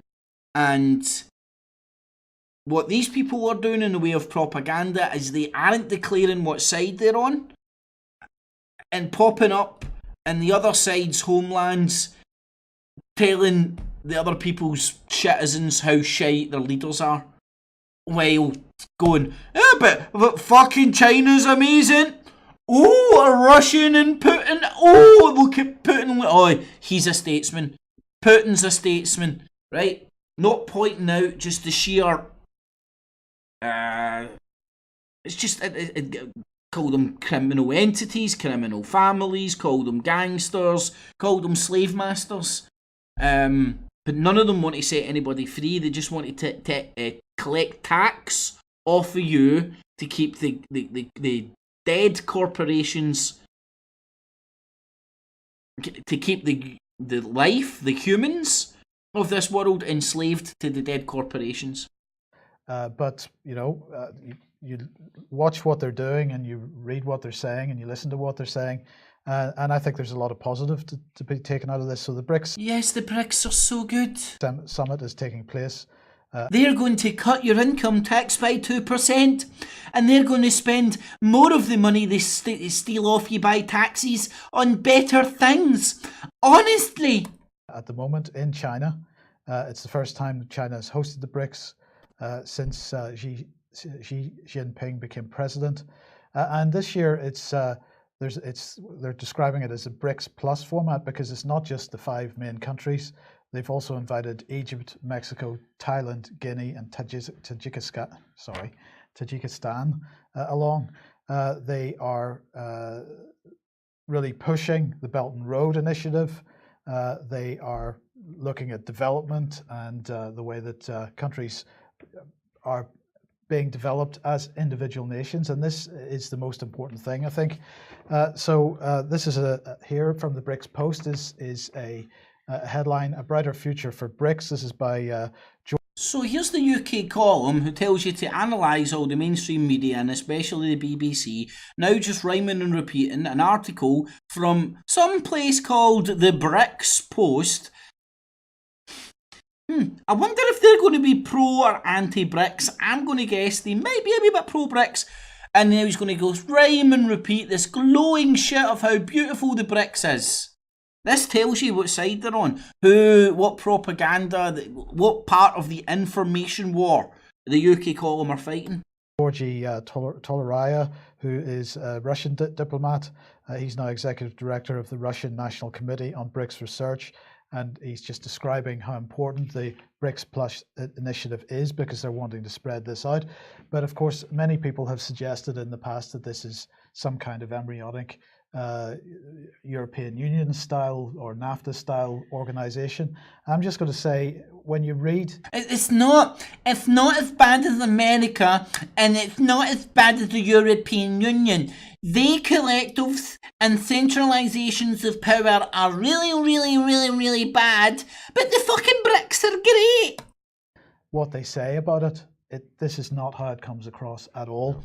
Yes, and the European Union, if you ask them, they wouldn't spew out shite that if you just fucking blindly believe and don't critically think about and maybe go, they might be lying to you. Yeah, you could believe the European Union was great too.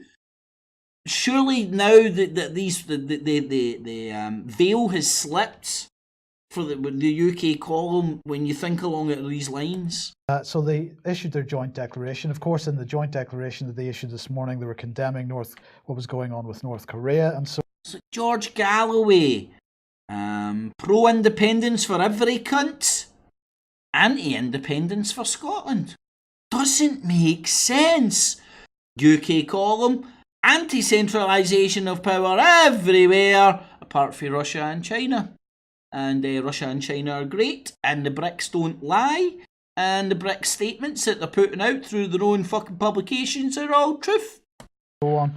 But just reading the first couple of paragraphs of this, it says, we, the leaders of the Federative Republic of Brazil, the Russian Federation, the Republic of India, the People's Republic of China, and the Republic of South Africa met on the 4th of September at the 9th BRICS Summit under the theme BRICS Stronger Partnership for a Brighter Future. We endeavour to build on our achievements already made with a shared vision for future development of the BRICS. We reiterate that the overarching objective is and our desire for peace, security and development and cooperation that brought us together 10 years ago.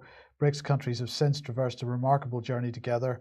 And they said, upholding development and multilateralism, we're working together for a more just, equitable, fair, democratic and... Heal the world, make it a better place. The BRICS are so good and the EU and US suck all over the place.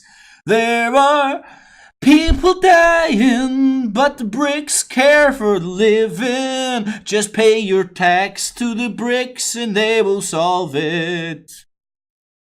Representative international political and economic order, and that I think has to be set against the rhetoric of Theresa May with her rules-based international order, and which is a globalist rules-based with one. Oh, it's the globalist versus the nationalists now, but the nationalists are all working together on a global cooperation.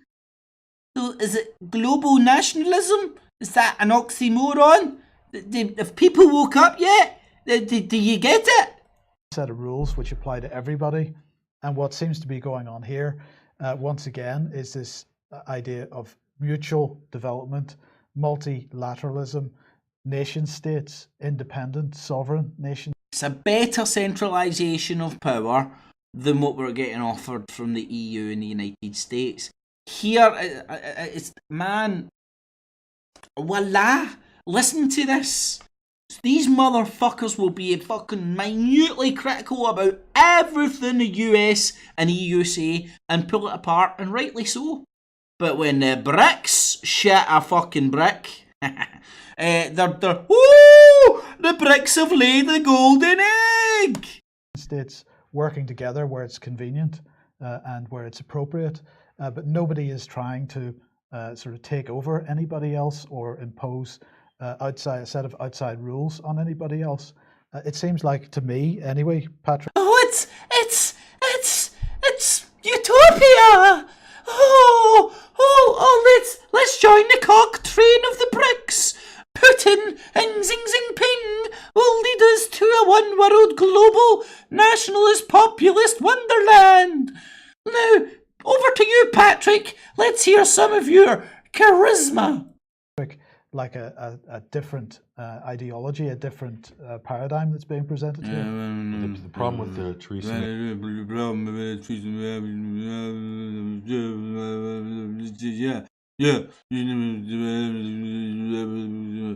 May's rules-based international order is it is one set of rules, Mike, and it applies to everybody except the United States and Britain and some of the sort of the top so-called top-tier countries. Those rules generally don't apply to them, and definitely not to Israel, by the way. But there's a big difference. You can't compare the throw Israel in it to win the argument. European Union project to the BRICS project. Look at those core principles: multilateralism, for instance, and also promoting the individual nation states rather than trying to homogenize them and to damn. Yeah, it sounds like the new world national global order. Damping them down, their identities and so forth. And this is a multi-continental effort, Mike. This isn't the diversity there is unbelievable. You got Africa, South Africa, Asia, Europe, Eurasia. To compare this to the EU project is completely different. Yes, our collectivism is better than. Man, these people have got no way. In fact, they do. They know exactly what they're doing. I need to be honest. They don't. These people know exactly what they're doing. Right, go and look at the characters. Every single one of them. Go and look, they're all involved with the fucking UK column.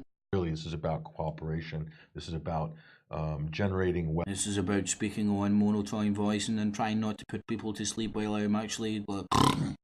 Wealth and generating some sort of trade agreement. You should get a job as hosting a narcolepsy conference, less likely to put people to sleep, with Patrick Hennessy at the top of the table.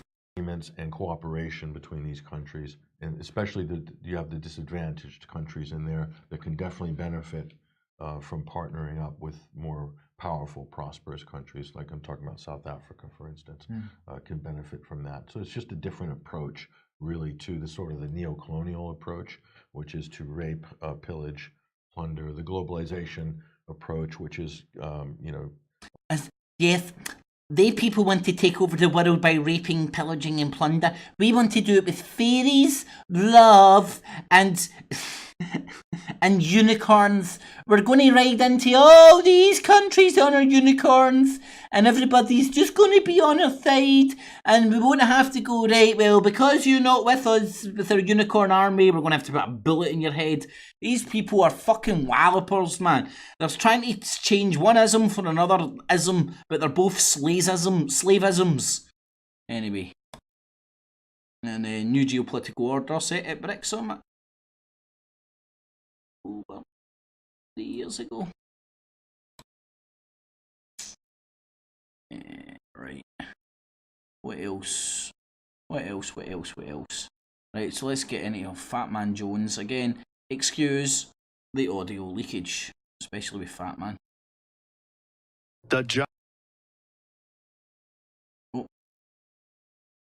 For me, my journey to this point really has to do with a daughter that was affected by a vaccine. She's a Nazi? One day she's a perfectly normal child, and the next day she has a huge medical condition. I'm sure it was a coincidence, by the way. I'm sure it was a coincidence 12 years ago. I'm sorry to hear that. It's just for most people like yourself. Right, so where do we go to first? Alex Jones calls out Sent Urger. How do you pronounce his name? Fucking that cunt. Hank, Sank, him there. But he also goes after, to a certain extent, Joe Rogan, which is quite interesting, which is showing, to me, a sense of grown paranoia in Alex Jones and the fact that maybe he understands he has been thrown under the bus to a certain extent. He's outlived his usefulness, and now they'll just let him die a natural death. The job of being the president has got to be so insanely demanding. The idea that he's taking a few moments out of his day, he's got his feet up on the chair with a laptop, and he's on Infowars.com. He's like, I gotta call Alex and find out what's going on with this child slavery thing on Mars. You know? Alex, where are these slaves? Tell me where. We're on Mars. I think it benefits everyone to think that Alex, because it makes Trump look bad. Yeah. Fuck is Harry Potter with a haircut? So it benefits people on the left to say that Alex is connected to Trump. Yeah. It kind of benefits Alex, I think, for people to think it too. All right, let's stop right there.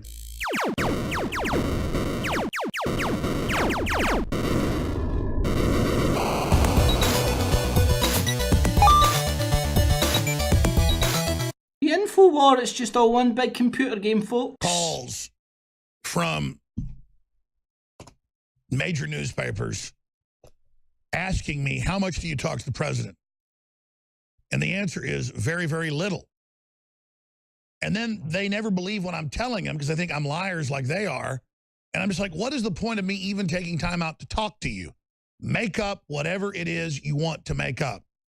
That's why I very rarely even talk to them anymore, because they just don't take what I say at face value. Why do you then have Jordan Klepper launching a 5-day-a-week show, or the Homeland program admitting it's based on me but then lying about who I am, or the last X-Files series, the main character being Alex Jones, but on that show he's a good guy? Nah, that was Kev Baker. And Chris Carter said he thinks I'm a good guy and a libertarian, because Chris Carter's a smart guy. And notice, I guess they're not picking it back up now, even though it was a hit. Everywhere else, there's like 6 different shows I know of currently that air weekly, and one that airs every day. And then you've got all the other programs, Colbert and the Late Late Show and all these other programs. I can't even watch 10% of it. I mean, it's every day. It sounds like you're watching quite a fucking lot of it to me. They've got people that they go, here's Alex Jones. And then the Alex Jones character comes out and says, I love the KKK.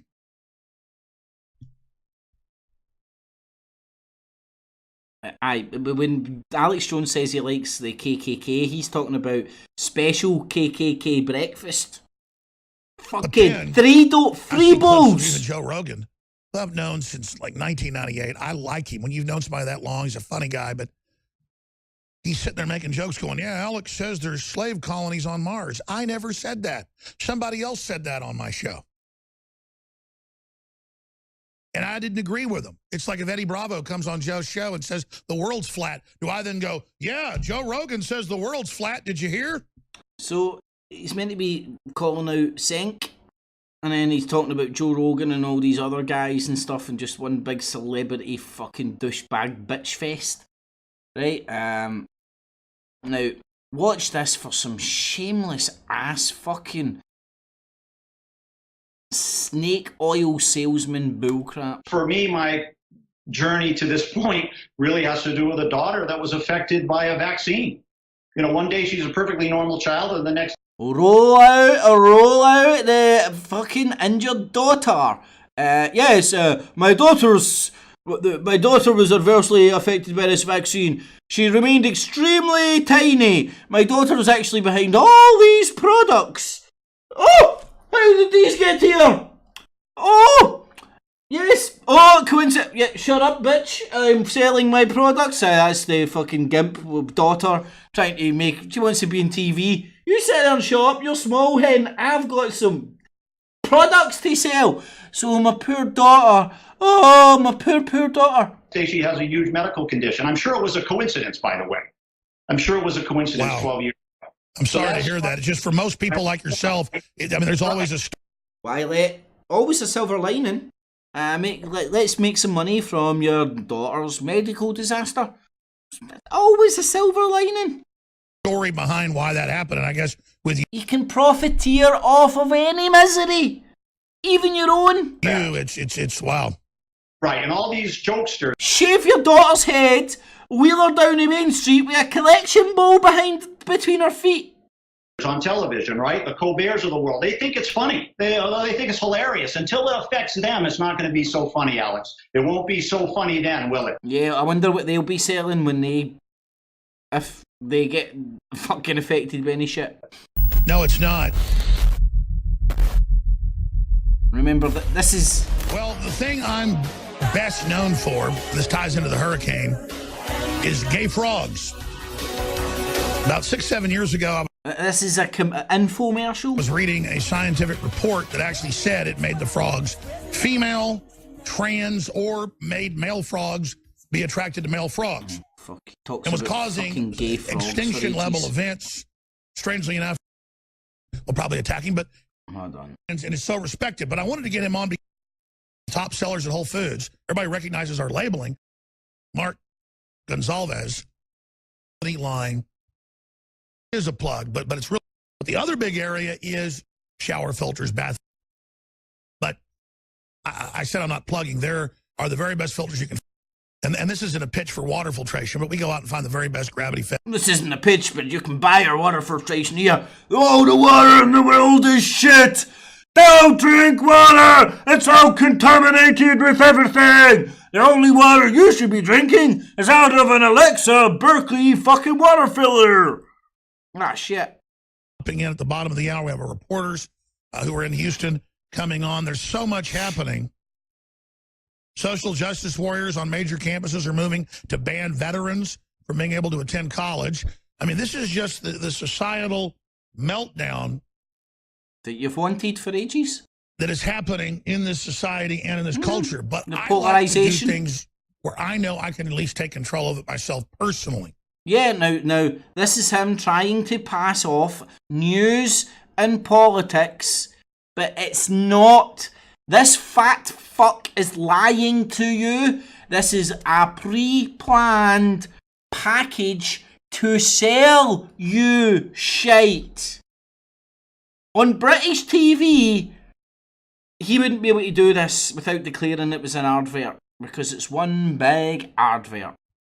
And this isn't a pitch for water filtration, but we go out and find the very best gravity-fed water filters where it takes out all the garbage but doesn't take out the good. What is a gravity-fed water filter and what is a non-gravity-fed water filter? What do you feed a water filter with if you don't feed it with gravity? Anti-gravity?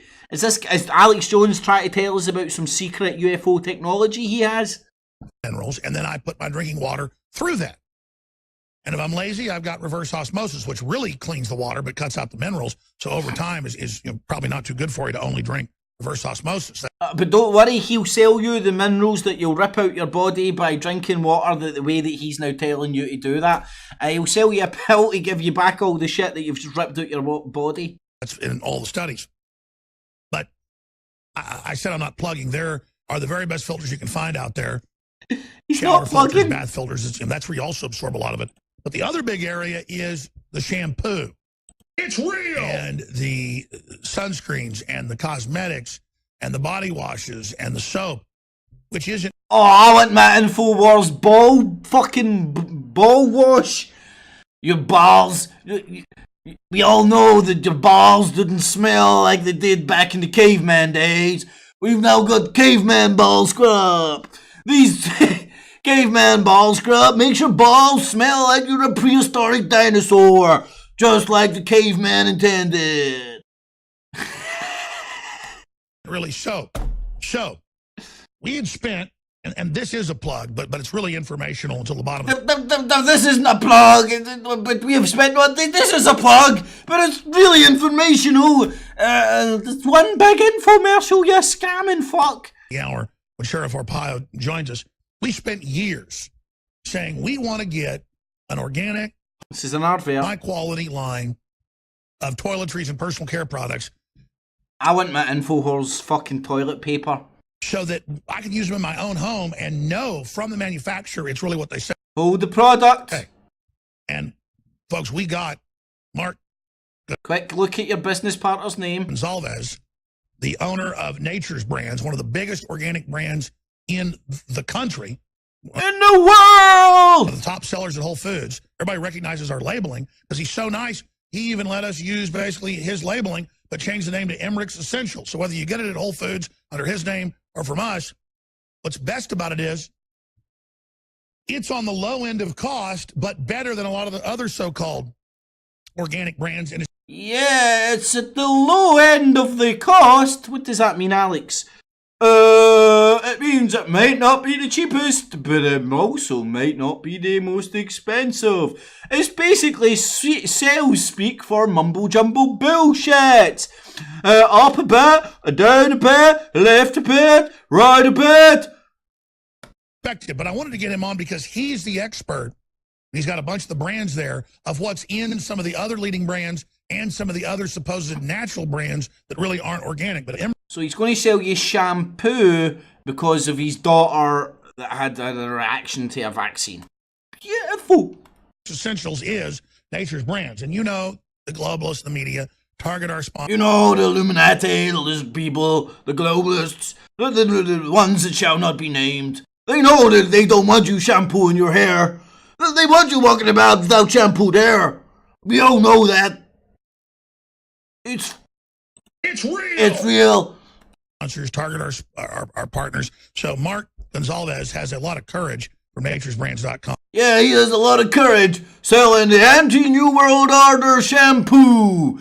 He's going to defeat the New World Order one shampoo at a time. I'm entrepreneur, founder of it, one of the oldest Can you believe us? Organic brands out there, 22 plus years. He's the CEO of it.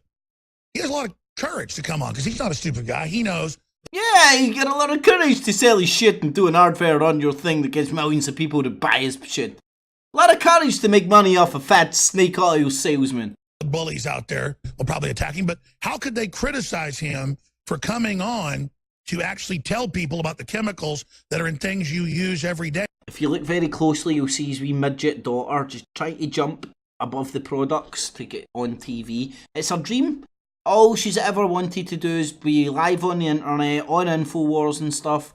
But unfortunately, the products are there, and they're just a wee bit too tall for his midget daughter. And why are we so demonized for talking? 'Cause this is the thing on the Daily Show and the HBO shows and the news. They're really mad that I'm talking constantly about the chemicals that are in the daily products we use. Yes, that's what they're mad about, Alex. You're exposing the New World Order shampoos. Before I ever came out with Emmerich's Essentials, because I have children, and because I sit here every day reading the news and the stuff. If you don't buy this shampoo, you don't care for your children! Studies are legion. So, Mark, thank you so much for coming on and give people this public service information. What do you think about soap, Alex? Yeah, just normal soap. Yeah, we've been using it for thousands of years. I don't think anybody's arms fell off because of soap.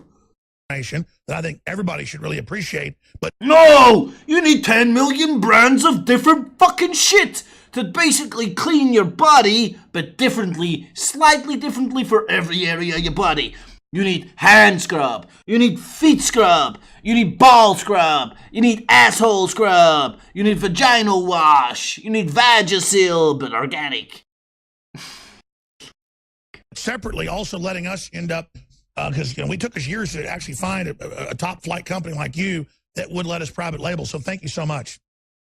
Well, first of all, Alex, it's great to be with you. And everybody here at Nature's Brands, our hearts and minds are with the folks in Houston, the greater Houston area. It's incredible what's gone on there. But having said that, if they bought our products, if they had cleaner hair, maybe they wouldn't have drowned. We're under a chemical assault. Yeah, fuck the people in Houston that are drowning. They're under an assault by water. But we're under a chemical assault! Like, water isn't a chemical, or H2O, I don't know. Anyway, that's enough of this fucking profiteering, charlateering bullshit.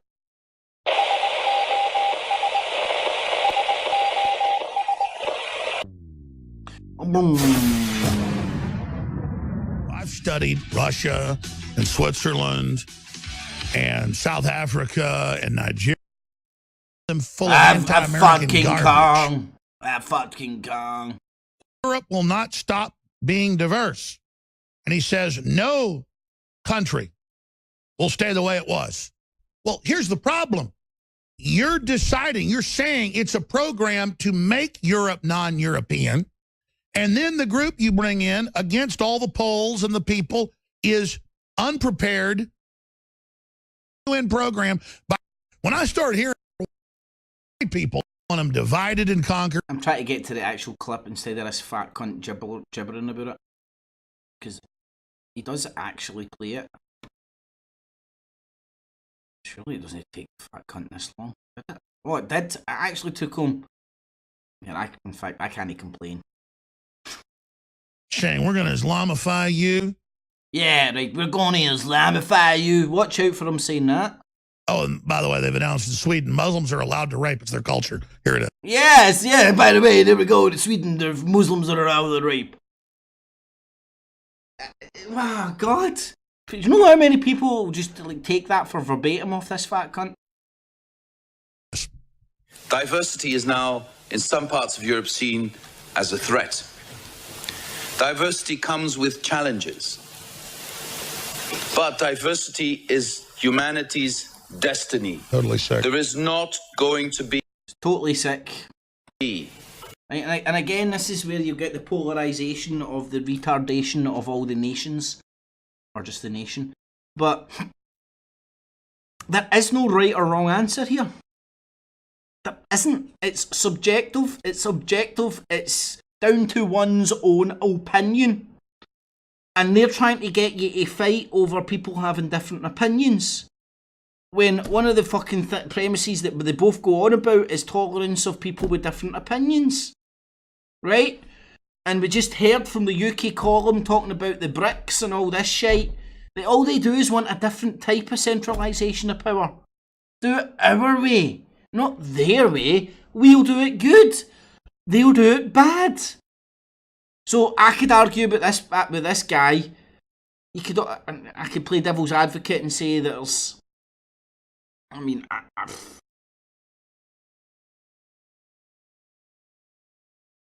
Again, you can play devil's advocate with both sides of the story, but they polarise you, make you pick a team, and then when you pick the team, they elaborate it to violence, and you feel obligated to protect your team, protect your tribe.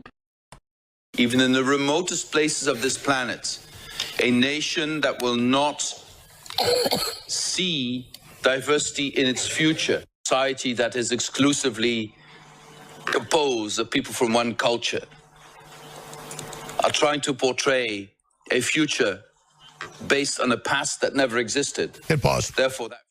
Notice, a past that never... Back it up 5 seconds, please. A past that never existed. That's why they show you in all the BBC shows, everything like Rome, they're black. It's just half black. Or England, they're like half black. I've never seen that in the BBC, but... Because, or the pyramids, it's white people, black people, you name it. Because nobody had a country, nobody had a culture, because globalism doesn't want to have... To the best of my recollection, back in the day, the tribes were always fucking clubbing the smaller tribe and taking them for slaves. So, and a lot of these cultures you did have, and the Roman Empire, there was lots of different colours, you fanny. The Roman Empire spread into fucking North Africa and all that. Where's his point? Oh, I don't know. I can't get any. I don't understand any of these retards. Have that in its way. It wants you just to accept the new plastic AI, corporate, Amazon is your culture, Apple is your culture, suicide nets, forced abortions, forced drugging of employees. It's okay because we're liberal. We're liberal. Give up your culture. Take the mark of the beast. Where did they get that shit from? Accept world government. And then these guys all exempt them. Accept world government, but look how good the BRICS are. I wonder how much bad fucking stuff he'll put out about the BRICS. Themselves and the EU Commission, from taxes, from regulations, they have diplomatic immunity. They're up there like gods telling you you're going to accept it. Here it is. Portray a future based on a past that never existed. Oh, yeah, never existed. Therefore, that future will never be. Oh, so there was... It paused. They're torturing Winston in 1984, and he goes, Winston, there was never freedom. You never had a mother or father. There was never a family. 2 + 2 never... See, he's either taking it out of context or deliberately manipulating it. That isn't what the guy's talking about. right? He's talking about, the best of my recollection, he's countering the idea that there was in a recent civilization that there were monocultures of just one whiteness, which there would have been in certain parts of the globe, but in the same token, they built up power centres would have all been multinational, especially in an empire spanning over an area where you get different colours of fucking people. I've spoke about this. I kind of know the architecture and layout of Glasgow quite well, and the history of it, for the fucking medieval street of the high street to all the new city centre, so on and so forth. And let me get this right. I'm trying to think. I think it's Tradeston. I don't even know the area. I think it's down in Tradeston and stuff. The south side, where you get the start of, let me get this right, Paisley Road West, I believe. Up around there, you get the old India building in Glasgow. The old India building's the old headquarters of the East India Trading Corporation in Glasgow. And funnily enough, through the trade that was done through areas of the world with brown and black people, these people ended up through trade and cooperation and mutual agreement with white cunts trading and all this shit in these countries of perceived whiteness. Now, in Glasgow, if you go and look at where the India building is, I'll need to do a video about this at one point. What you'll then see is all the predominantly Asian areas that are like fucking 80% migrant background. Right? Probably the areas that fucking Paul fucking Fanny Balls Watson says are no-go Muslim ghettos in Glasgow. I walk about no problem. Get a couple of weird looks and you get all the homeboys standing at the corners and all that, looking at you and stuff, but they're just checking out who you are. As long as I've no popping out cameras and going, are you Muslim gangs going to, like, you don't get any hassle. Anyway, I digress. Well, never equal for. There was never a past where Europe was white. There was never a past where you could own a gun. There was never a past where mothers nurse their babies or no. Babies were always born in a factory. Brave New World. You realize this is all a unified cult telling you what reality is, and all the other people. And all these alt-right nationalist populists who have all fucking synchronised all their beliefs and political philosophies isn't what he's talking about. People in the crowd know they're priests of power. They all know they're technicians in psych warfare. Let's continue. We'll be diverse. Like all other parts of the world, we'll be diverse. If we don't get this right... Do you notice there's editing as well, by the way? I truly believe Europe will not remain the Europe we've built. Hit pause again. Japan is 99.9% Japanese. China is 99% Chinese. And they take over their neighbors and make them become Chinese. Mongolia, Tibet, you name it. But then you say, like everywhere else. No, Nigeria is 100% Nigerian. Brazil's Brazilian. It's only Europe, folks, and that's because the power, the wealth. I thought the Muslims were invading America as well, Alex. I thought the fucking Mexicans were invading America. The culture's there, and once the globalists have gotten that, sky's the limit. Have we got some bone broth? Diversity is now, in some parts of Europe, seen as a threat. Diversity comes with challenges. But diversity... Right, so... Right, he's played all that clip.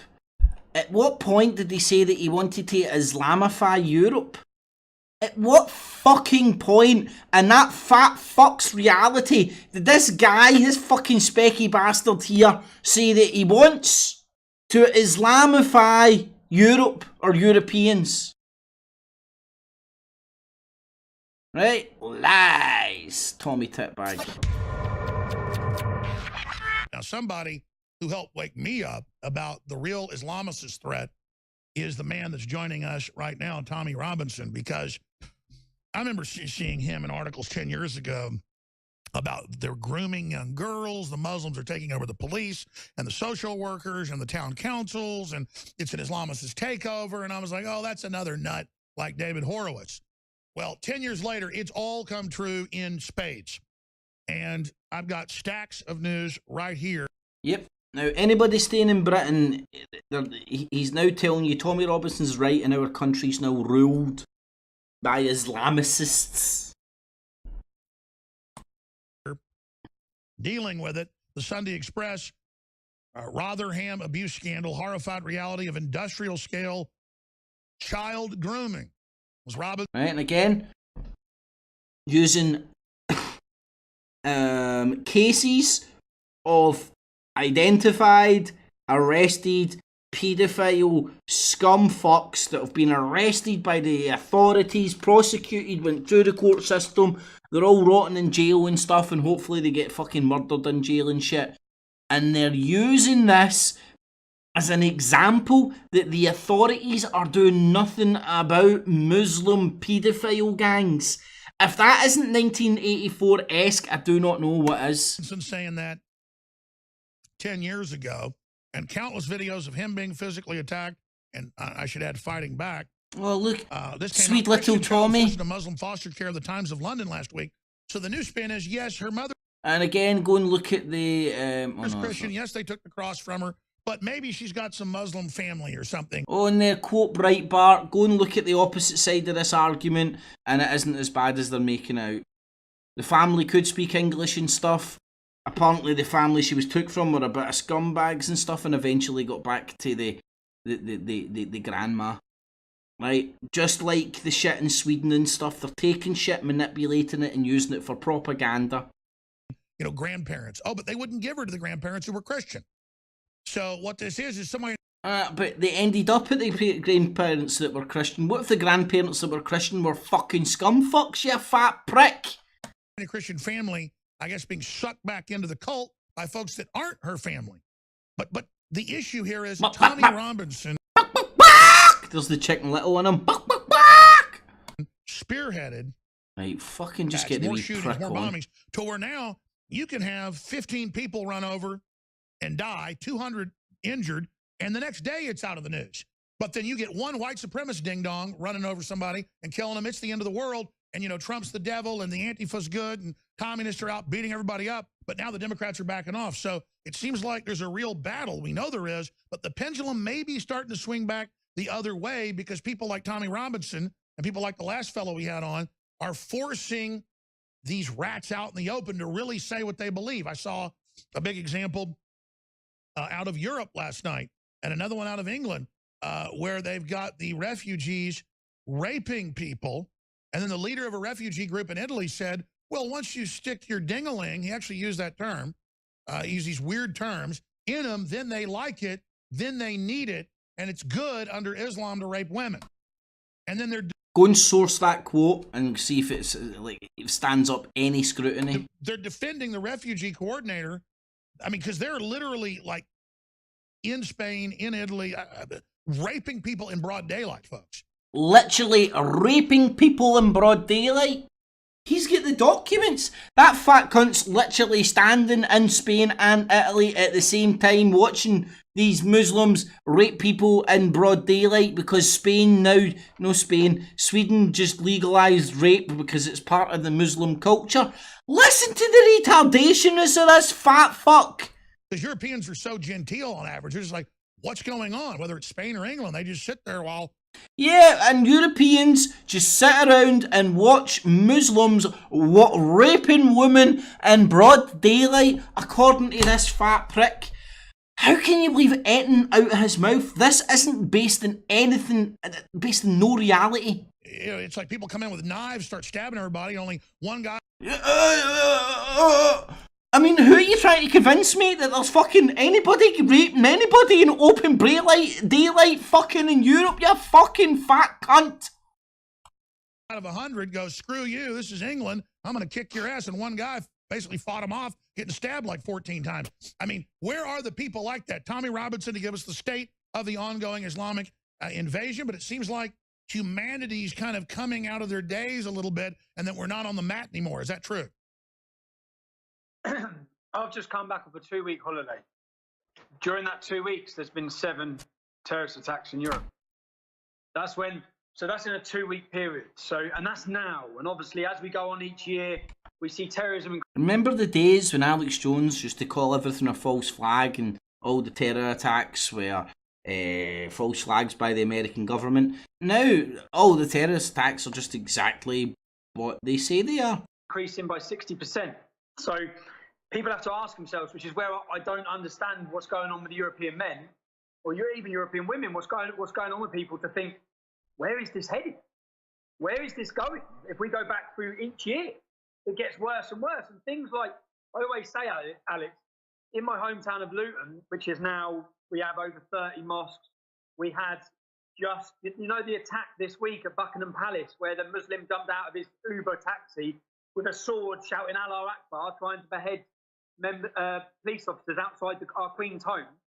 He was from Luton again. He was from my hometown again. Yeah? Fertilizer bomb plot, Stockholm bomber, an attack last year to behead an American soldier in the UK, multiple attacks all coming out, all the time coming out of Luton.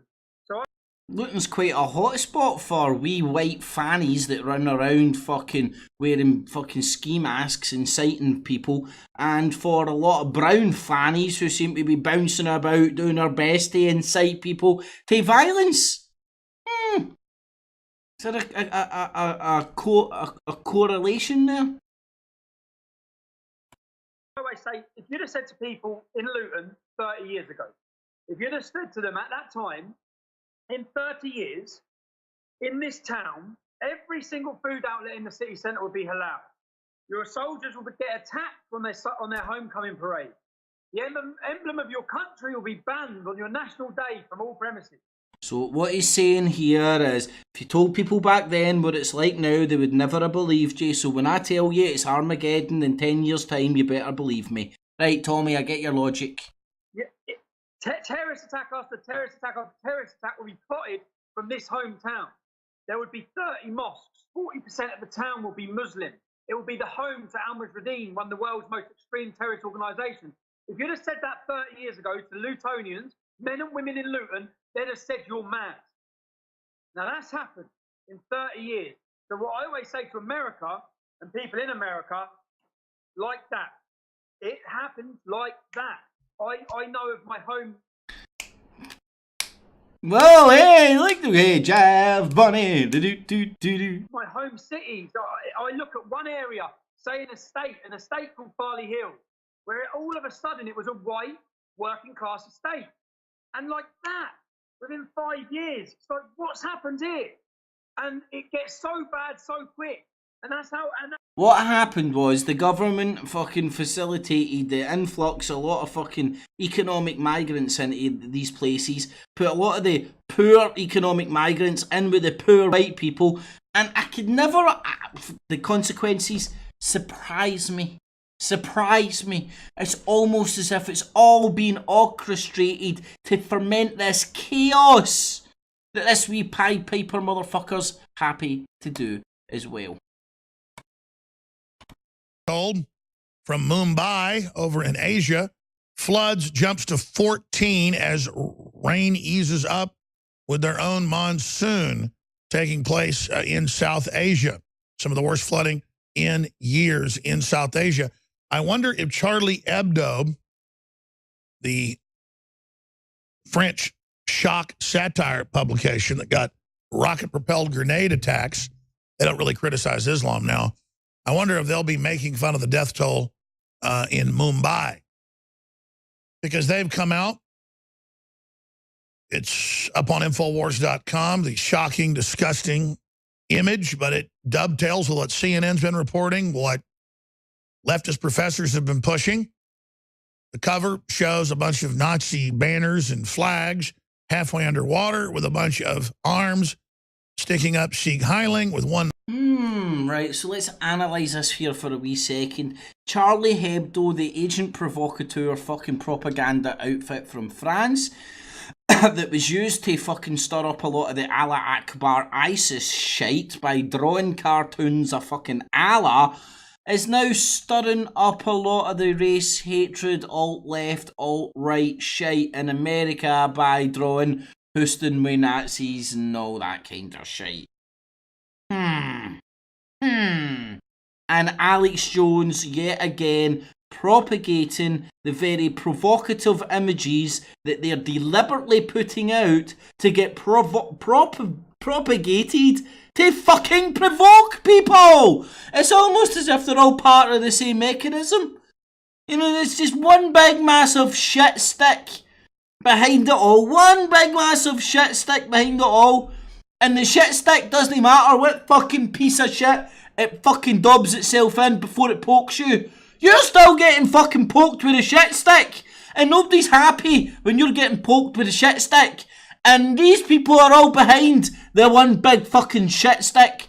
The shit stick behind the curtain. I'm pretty sure that was the premise of Wizard of Oz, wasn't it? When you went behind the curtain, there was a big shit stick. Pretty sure that's fucking true. Anyway, here's some more agent provocateurs. Go to an anti-Trump fucking demonstration wearing a nationalism Coca-Cola t-shirt and a fucking I love Trump fucking hat, looking like fucking, I don't know, some color-coordinated Rangers fan in America. It was a Nazi. It was a German term. Well, it's a German language term. So you're not trying to equivalent Trump to a Nazi? No, I'm trying to make him equivalent to an authority. A point, and he didn't, so... I wanted to fast forward to the bit where he makes the girls cry. This is my favourite bit. That's just typical. How are you ladies doing? How are you ladies doing? I'm standing here with my very quiet fucking hat and glasses and t-shirt and my big loudspeaker around my fucking shoulder. Good. Do you want to try to, do you want to seem smarter than that guy? Do you want to seem smarter than that guy? That's what I always say when I walk up to somebody wanting to talk to them nice and not try and provoke them. Hey, dumbass! Do you want to seem more intelligent than that last dumbass I spoke to? Feel bad he didn't. What are you doing out here today? I'm here in support of the idea that brown is powerful, especially in today's political climate. Was it Martin Luther King that said, I hope people don't get judged by the color of their skin, but by the content of their character? Was that Martin Luther King? I don't know. Well, you know it is, and you're asking her, right, okay, you're candid camera time. He's sounded out the field. You can see she's a bit of a fucking stupid retard. Oh, here, hen, you don't know nothing about fucking history. I'm going to toy with you. And he toys with her and makes her cry. It was. Okay. Well, don't you think that we're kind of going the opposite direction now? We're not trying to say that brown is better than everyone else, but it's just when the political climate right now is trying to tear down everyone of color, which is very clear through what is happening in Charlottesville, in Texas right now. We can't just look at that. Well, let's stop right there. What happened in Charlottesville? What happened in Charlottesville? Jump on it, my man. Jump on it. When the literal Nazis came and were literal Nazis? They're not literal Nazis. They're LARPing. They're not actual Nazis. The Nazis, the fascist Nazis. Really? What countries are the Nazis occupying? Here. Nazis never stopped being a thing. No. Look, if I go out and I put a Roman gladiator suit on, I'm not a Roman gladiator. Right, come on, man. Again, put the shit stick away, mate. You're provoking retards. Okay, if you're carrying Nazi flags and saying those things, if you're a fucking no. They were Nazis. They're supporting Nazi values, and they're there to make people. What are Nazi values? They like to make really good cars. Oh my God, what are Nazi values? Well, yeah, I'm asking. Really, really pristine uniforms. I know them. Do you? Shiny boots. They like the leather boots. Oh, do you know them? Yeah, the Nazis was a socialist party. Do you know that? Trying to logic with these people is useless. Yeah, because they have none. You're welcome to. Here we go. Right, so again, Rangers fan at a Celtic fucking club. Excuse me. Excuse me, you dumbass Celtic fan. You do understand Rangers over the longevity have won more trophies than Celtic, making them a far superior football team? I have no idea why all you dumbass Celtic fans are getting annoyed with me standing in a Celtic club calling you all dumbass cunts and your team pish. I have no idea why are you getting upset with me. I have made multiple points and you haven't responded to any of them. I know I've told you Rangers are better than Celtic, so shut your fucking hole. I've answered you with actual... Okay, what are Nazi values? You're telling us that the people that are in your party Prove to me Celtic are better than Rangers. are LARPing. What party? Well, I'm not in any parties. What are you talking about? You're wearing... Oh my god. Well, I'm wearing a hat that says Make America Free Again. What's wrong with that? Actually, wouldn't that be supporting them? It's a Donald Trump related hat when you've got nationalism on your shirt as well, you dick. And you've turned up to some sort of a fucking left wing fucking gathering to provoke people. What you're saying? Not with what you're responding to me with. I've said nothing but facts. If you're saying that the people that are Nazis marching through Charlottesville are just LARPing, then that's belittling the fact that Nazis are actually walking through places and sparking fear in people's lives, which is not okay no matter what. All right, so what are these Nazis' values? Hate. Quick, return to something that they don't know the answer to. Like, literally, they want everyone to be the same. They're against Mexicans, they're against Jews, they're against black people, they're against minorities. Where are all these Nazis? Everywhere. Oh, let's do a quick pan. And let's see them. No, there's one. No. Okay, so there's none here, so where are they? We're standing up to people that are standing up for hate in America because hate has no place here. Anyone is welcome in America, and what you're standing for right now is hate, and that's why... What am I standing for? Make America free again? What is that hateful of? She's talking about it's a Trump hat, you dumb fuck. He knows this. Okay. All right. Hey, you guys are really sweet. I'm sorry I had to do that to you, but... Do what to them? What did you have to do to them? Why did you have to do anything? Maybe rethink your political beliefs. Oh, you want to reprogram them, right? You want to bend their retarded will to your retarded will. Cool.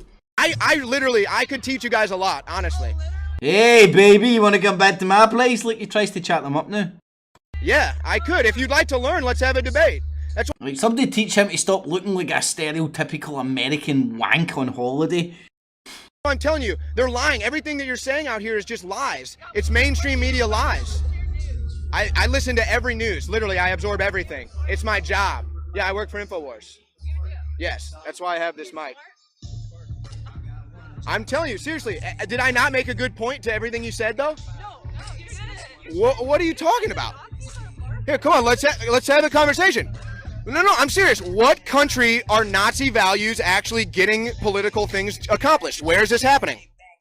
If they can walk freely through Charlottesville without any people, like, actually being able to stop Oh, but them, wait, they did. They got beat up. There was a huge fight. No. On the side, black people were killed for protesting. Yeah. Who? Do you not get that white supremacists can protest and they don't get hurt, and then black people... What about Black Lives Matter? They killed 5 cops in Dallas. How many people do cops kill?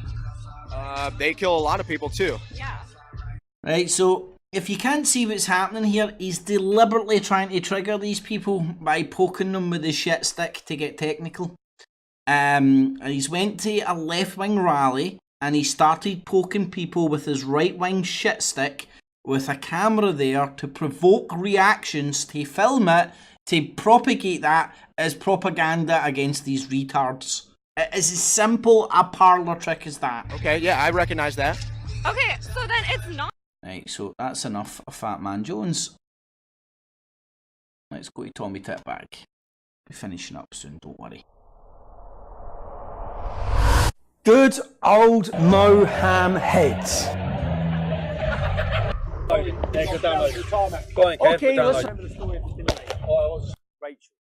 She come to our... Oh, don't worry, Tommy's a hero. He's saving fucking dinner ladies and all that. He really is a genuine, bona fide Superman. Honestly. Oh yeah, right. So this is Newlywed, yeah? She's lying at home, lying on a settee. Fucking... That cunt is that big cunt there who's his cousin. I know I forgot his name. Tommy and Co. That's the big Igor that protects Tommy. Butt naked. Mum walks in, she's in her 60s. She walks in, she says, "Oh my God, Lucy, what are you doing? Lying on the fuck..." You didn't frankly have the balls to put country before party. I don't get it. Right, hold on. Let's get this organised a wee bit. Right now, this is Tommy's putting Muhammad in court. during this whole process, look at, he's turning into a wee fat cunt there.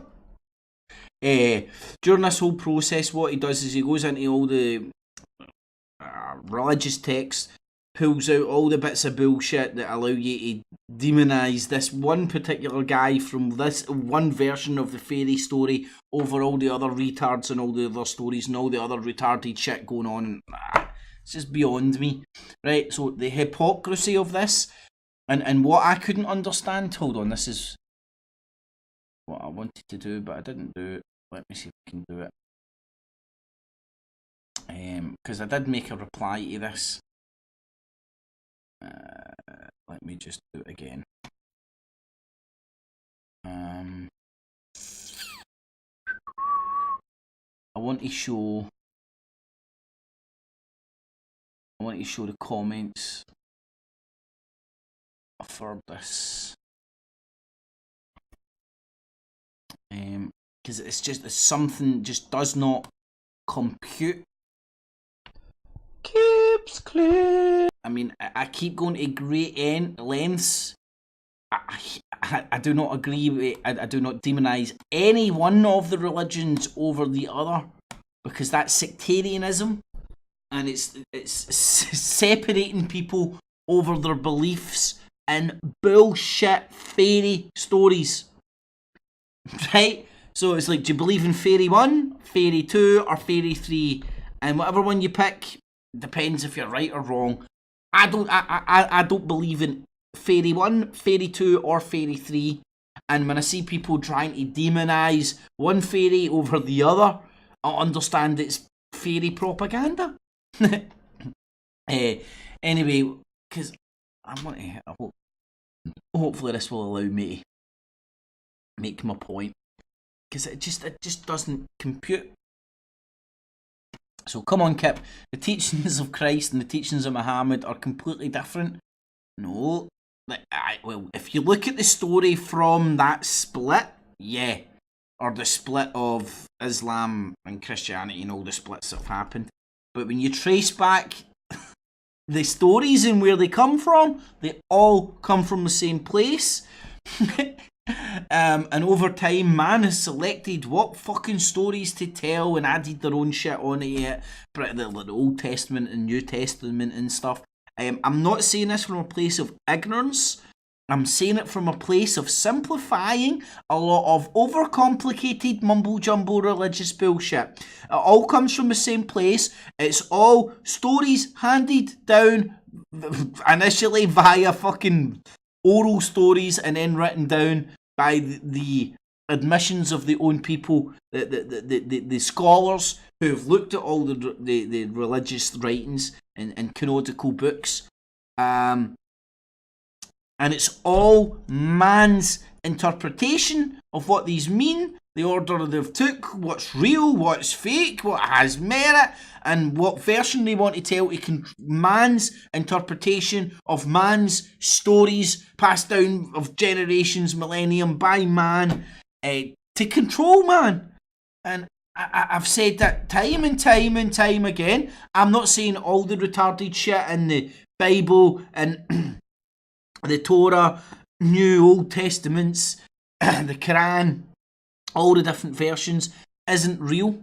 I mean, like, isn't there.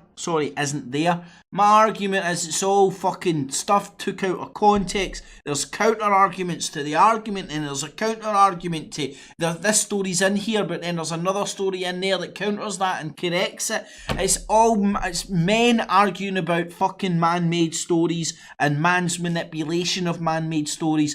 I'm sorry, mate, you ain't going to convince me that Christ was any more special than me and you and actually the fucking Son of God. Whatever Christ was, he wasn't fucking any different than any cunt else. All he was a fucking, if anything, a wise man that said some wise things that made people fucking wisen up. If anything, I don't think Christ would ever fucking called himself the Son of God. Oh, but it was in a book. Right, so saying the same shows how little you know on this subject. Well, again, it's like, I am not going to overcomplicate bullshit. Lots of people will stand up here for fucking long periods of time talking a lot of shite about and it's just overcomplicating. To me, it's overcomplicating things that are simple. If you don't understand something, you can't speak about it simply. It is as simple as that. Or if you don't properly understand it, you'll use all sorts of weird shit to overcomplicate it. Did you listen to what I had to say in the clip? My point is, they are all full of that shit. Because he said, you can't counteract his points on Muhammad. I'm not there to counteract his points on Muhammad. I'm there to point out the hypocrisies, the double speak of the bullshit that everybody's spewing about this crap. They're exactly the same. They all come from the same fact, that have been told differently over the years by man trying to claim it as his own. Earth to retard, no, pretty sure Daniel saying to me again, can't remember. No, but again, this guy seems very cognitive and being able to understand. He can definitely understand my accent, I'm pretty sure. And if you go and listen to that 36 minutes, I am categorically very clear that I am not there to dispute what Tommy Robinson is saying about Muhammad. How the fuck would I know? I wasn't alive then. What I'm there to say is the hypocrisies you find this shite in the Bible, Old and New Testament's a wee bit less retarded, but the Old Testament, the Torah, all the fucking ancient scriptures and the books that weren't elevated into any of the fucking official Word of God volumes written by man that are out there. Anyway, I did want to touch on that. Right, so that's pretty much all I wanted to say about Muhammad's day in court.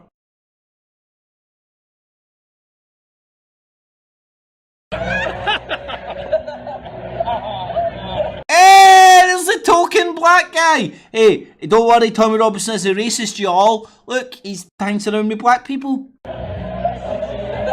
Yo, token! Hey, get the token. Quick, there's a black guy in the company, Tommy. Quick, get your periscope on and film him. Show people you touching the black guy, Tommy. I'm going to show you what's coming up.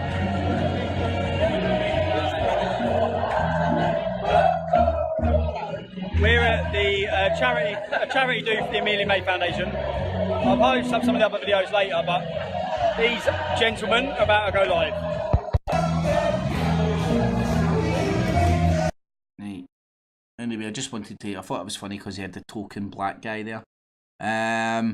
And here we have the retarded left and the retarded right feeding off each other, propagating each other's bullshit. For what result? Fight.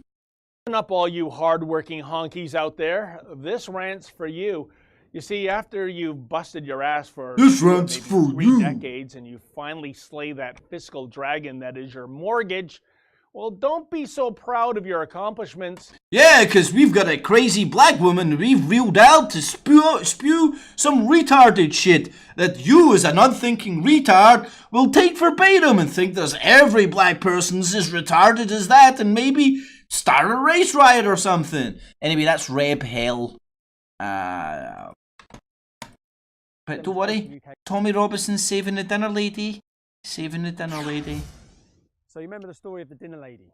He's going to save the world from the Muslims, one dinner lady at a time. Him and Alex Jones, one dinner lady at a time and one shampoo at a time. They will save us from the Islamic New World Order. Rachel, she come to our demonstration, UK Against Hate. She went back into work and she was suspended by the head teacher. She was suspended, wasn't allowed to even collect her children from school. Head teacher might have seen you acting like a bit of a fucking retard at an EDL march. Well, acting like a football fan or something. Today she's had a disciplinary hearing. Now, I visited the school just before the school summer holidays and I spoke to parents and I gathered that every parent supported the dinner lady. And why the hell would the headmaster have a gripe about somebody bringing Tommy Robinson to the school? Every parent was angered by the fact she'd been suspended, angered by the attack on free speech. So I also handed the petition that you signed, over 50,000 people. Right, now do bear in mind that when she was suspended with the proviso of a review. Petition. I handed that to the head teacher of the school. Today, Rachel has been to a disciplinary hearing in the town hall. Right, so you didn't get the disciplinary hearing for her. All you did was hand in a petition, okay? Members of the council, I believe, were school governors, etc. And she's back at work tomorrow. And that's all because of Tommy Robinson's petition. It's not because maybe that was the right thing to do. That's what would always have happened after going to like these review boards and stuff. Nah, Tommy Robinson saved the day. She goes back to work. Now, not for 1 minute do I think that would have happened without the pressure, without the support and without the signatures. So I want to say a personal thank you. I don't wish to get Rachel in any more positions. So I am going to go up and meet with Rachel, but I'm not going to ask her to speak about this on camera. She goes back to work. She's learned her lesson not to be on camera with a wee fucking agent provocateur arsehole like you. It's not worth her job. 2 seconds of YouTube fame isn't worth her losing her job. As you saw from the interviews and the meetings I had with her, she was concerned the effect this would have on her children, on her financially. It's come to a good end. So I'm happy. Rachel's certainly happy after speaking to her. I want to say a personal thank you to know that every single one of you that supported that campaign, every one of you that helped put the pressure, if that didn't happen, I'm within no doubt at all that she would have lost her job. If we remained silent and this wasn't, remember that after we met Rachel, this went on every single national news website, on every news programme, on the TV, in the papers. Thanks to you, Daiz. That's thanks to every one of you. So thank. Yes, her story that was getting suppressed by the mainstream media wouldn't have been in the mainstream media if it wasn't for us. Just like the rape cases that wouldn't have been in the mainstream media but were in the mainstream media all the time just because they didn't use the word Muslim wouldn't have been in the mainstream media if it wasn't for us. And remember, don't trust the mainstream media unless they're saying what we say the mainstream media should be saying. Got that? Okay, perfect sense. Thank you, Tommy Titbag. Let's get to Mike Rivera. 1:26.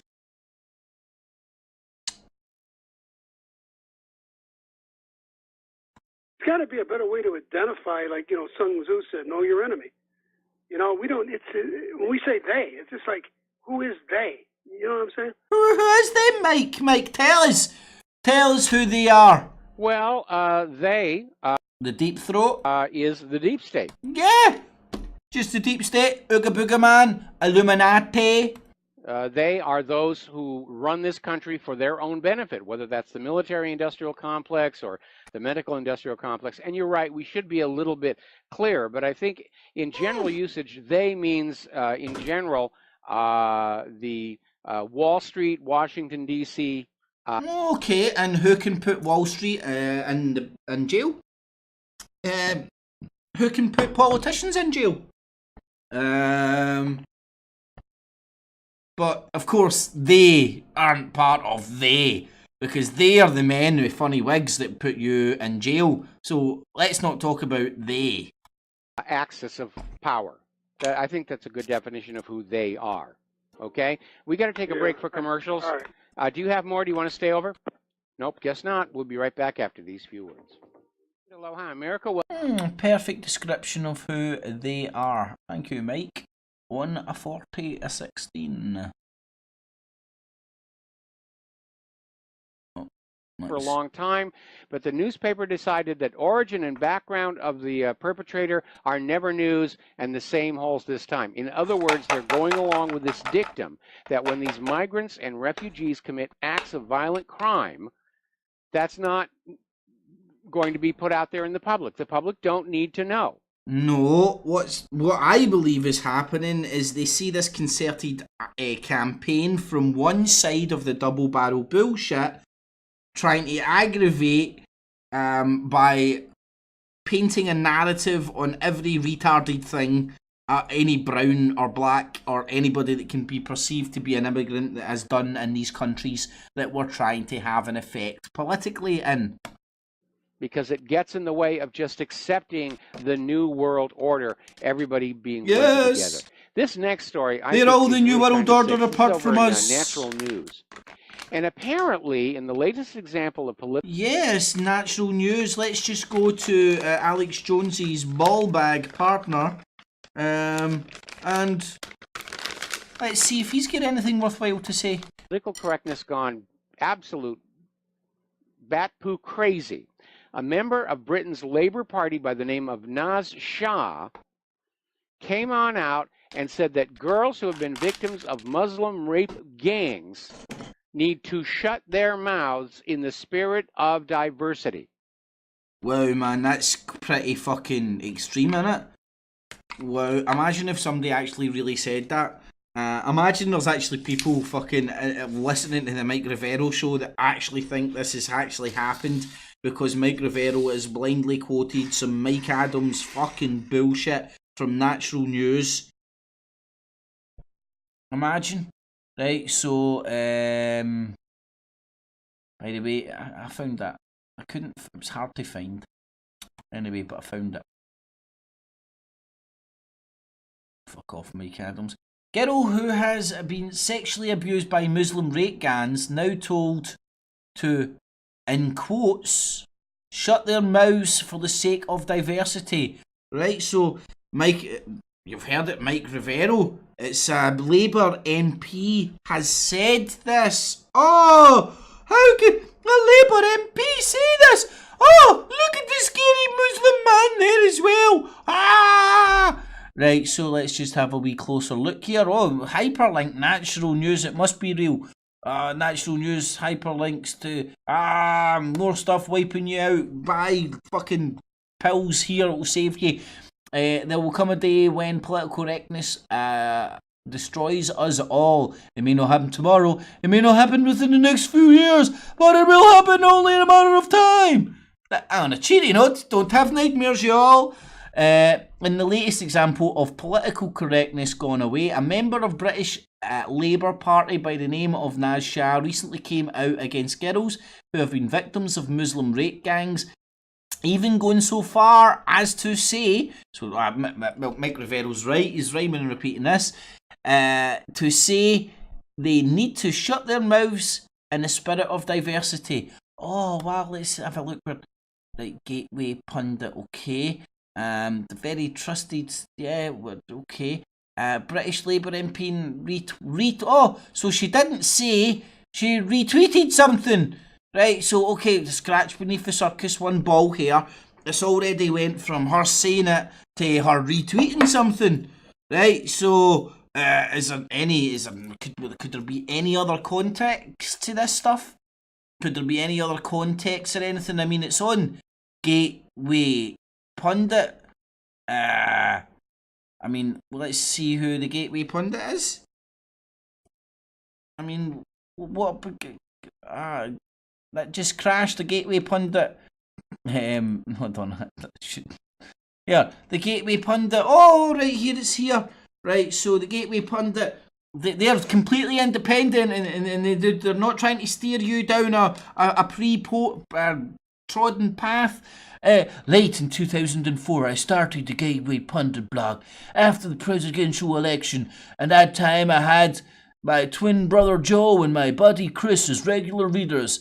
A lot changed since then. Today, the Gateway Pundit is one of the top political websites. The Gateway Pundit has visiting...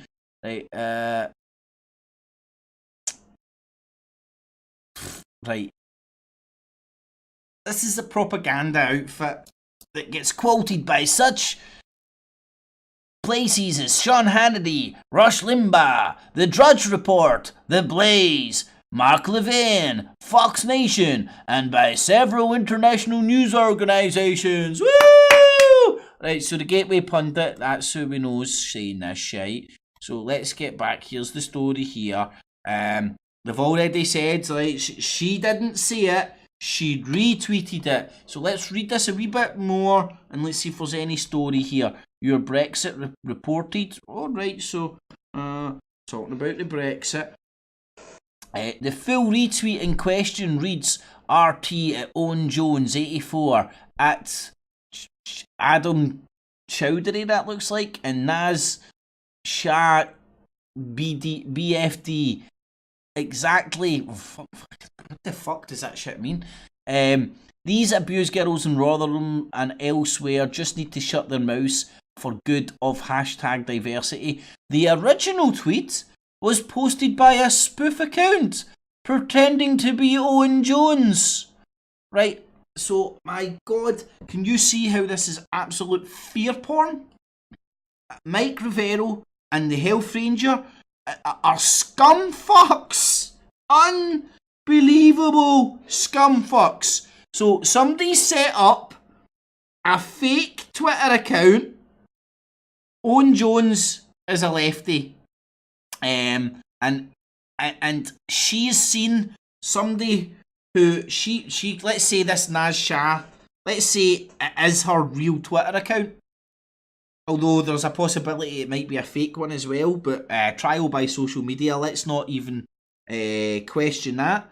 But let's say she really did retweet it. Maybe she was retweeting something that she thought was extremely bizarre coming from Owen Jones. Is that a way of interpreting that? Or is the way of interpreting it that this person says, in quotation marks, that girls need to shut their mouth?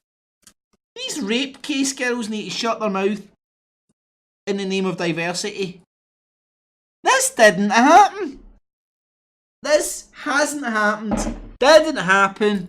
And now, Fat Man Rivero. Why did that reset? That was a bit weird. Fat Man Rivero, 140.16.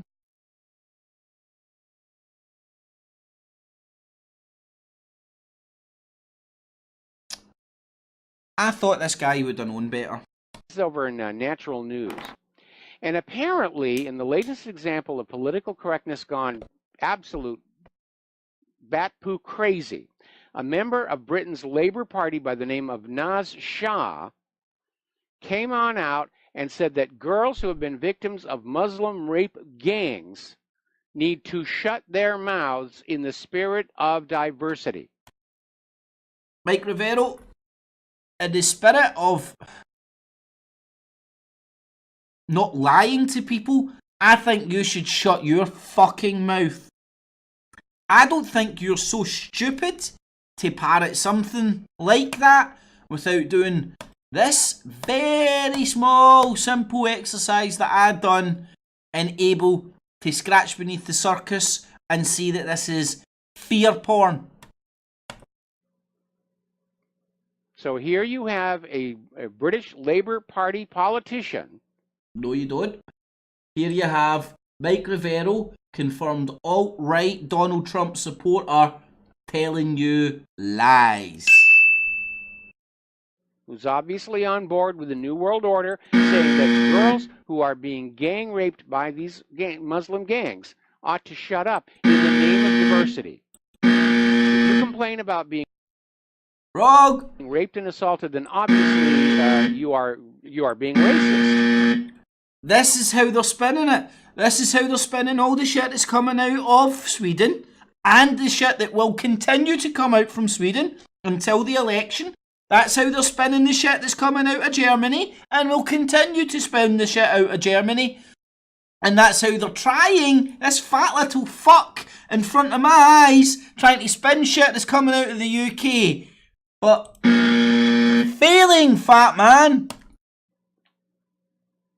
I mean, it's absurd. It's absurd. This wee fat fuck thinks he can get away with that. But apparently, according to some of these extreme leftists, even sexual assault is to be ignored if it gets a... It's a fucking tweet that came from a fake account, you fucking dumbass! ...in the way of the advancement of their agenda. Quite a contrast back in the 1990s when the same leftists were out there saying that there was a rape epidemic.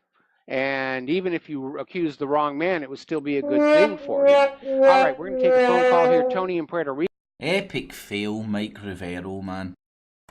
See, it's these patterns that over time allow you to come to conclusions. Artist to be Uber taxi driver. See, the vile, this guy is spewing, man. This guy is the absolute... He's right up there with the polarization of the nation. Evil, right-bleeding bastard son of Basil, Reginald, Cecil, Sebastian, Shapeshifter, and his dicky bow-tied anointed noble co-conspirators of the hoity-toity of Englandshire have rallied the self-entitled youth of the barons and the duchesses to form Activate. What? You know, it's a new uninspired movement, some are calling... Yeah, it's a movement set up to try and counter the Jeremy Corbyn movement. It's the left and the right again. Momentum after MP and heir to the Tory throne, Jacob Rees-Mogg, who dines with the far-right fascists and is affectionately called Moggy and endorsed by the Britain First. This slayer of the disabled, sick and impoverished, emboldened by Brexiter, Mother Teresa, push the button, kill 100,000 innocent men, women and children. Activate have launched a meme-based counter-attacking the left movement for the... Activate, go and check them out. Theresa May's nasty Nazi Tory youth want to gas the chavs. My God, man. Right, so he's actually out there now trying to promote, like fucking, I hate all these political fucking bodjaws, right? But it's like, we're not Nazis, they're the Nazis, we're not the Nazis, they're the Nazis. It's a bit tiring after a while. It's dark outside, it's really dark, and the royal baby is here. Once in Royal David City, stood alone, Actimus, Decatus, Hominus, you know, the blessed Holy Ghost. You know, every single Freemason in the country is to be spread-eagled with the dripping blood of a goat poured over their face as rabbits all over the country get their foots chopped off, carried around in pinstripe trousers pockets, rubbing on the inside leg. You'll see the MPs today returning red-faced as they make the sign of the cross at morning prayers, you know, blowing their noses on linen handkerchiefs. And by nanny, as Kim Jong fucking Moran is begging for war. True blues love the economics of war. But what if he sends off a hydrogen bomb and Tango Demented Trump sends off one too, and there's a massive fuck-off hole and it appears in the air? Tango Demented Trump. You seem pretty demented for where I'm sitting, pal. We seem to be in an age that makes it, you know, that's what's keeping us going all the time, this oxygen and the iron in our blood, oxidizing, which I've made videos about, lamenting that we're using stainless steel utensils that don't oxidize, and I've even suggested it's a cause of our cancer, but I really not wishing to go there. In terms of foreign intelligence, as in alien, non-human, I'm convinced crop circles are real. I've been to them firsthand. I've been in the whole area. I've witnessed them. I've done interviews on them. I've seen extensive video footage. Okay, so and so they're real because I videoed them and I said so. I'm sorry. My humble opinion, crop circles are not real. There isn't some special link England has to the alien race, and that's why they come and predominantly do all their crop circles in England. It's a fucking tour. It's like Loch Ness. And my respect wanes for this prick when he's up there going, yeah, crop circles are real. Yes, honest. Crop circles are real. Okay, Yogi. Talking about Yogi Bear, coincidentally.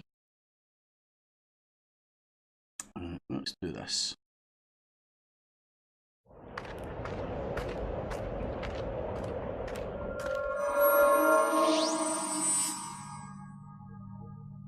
This is Dan Dix here, reporting for Press for Truth. We're here in downtown Vancouver, British Columbia, and I'm joined by the one and only David Icke. And I must say, if this had been maybe 4 or even 5 years ago, this interview probably wouldn't be happening, because you weren't exactly the most welcomed man here in Canada back then. But this is then, that was then, this is now, and I was welcome among people with a brain on active duty, or even half a brain cell on active duty. I was very, very welcome.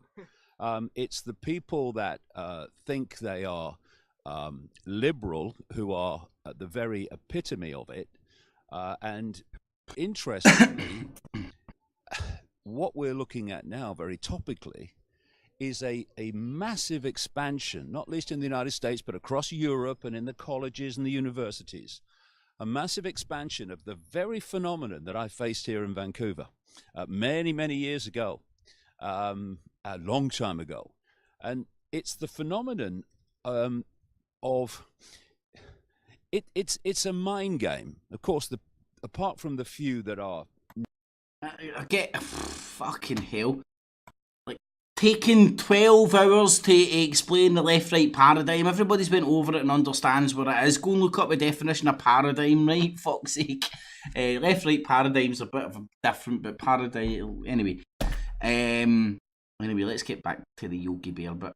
Knowingly doing it. All these so-called progressive non-liberals that... Come on, say something that takes 2 seconds and take 10 hours. Want to destroy freedom of speech. They're completely clueless and so self-obsessed. And we're right, they're wrong. So narcissistic. They're clueless, they're narcissistic, we're not. That they can't see. They can't see what we can see, people. That they're being used to destroy what they claim to stand for.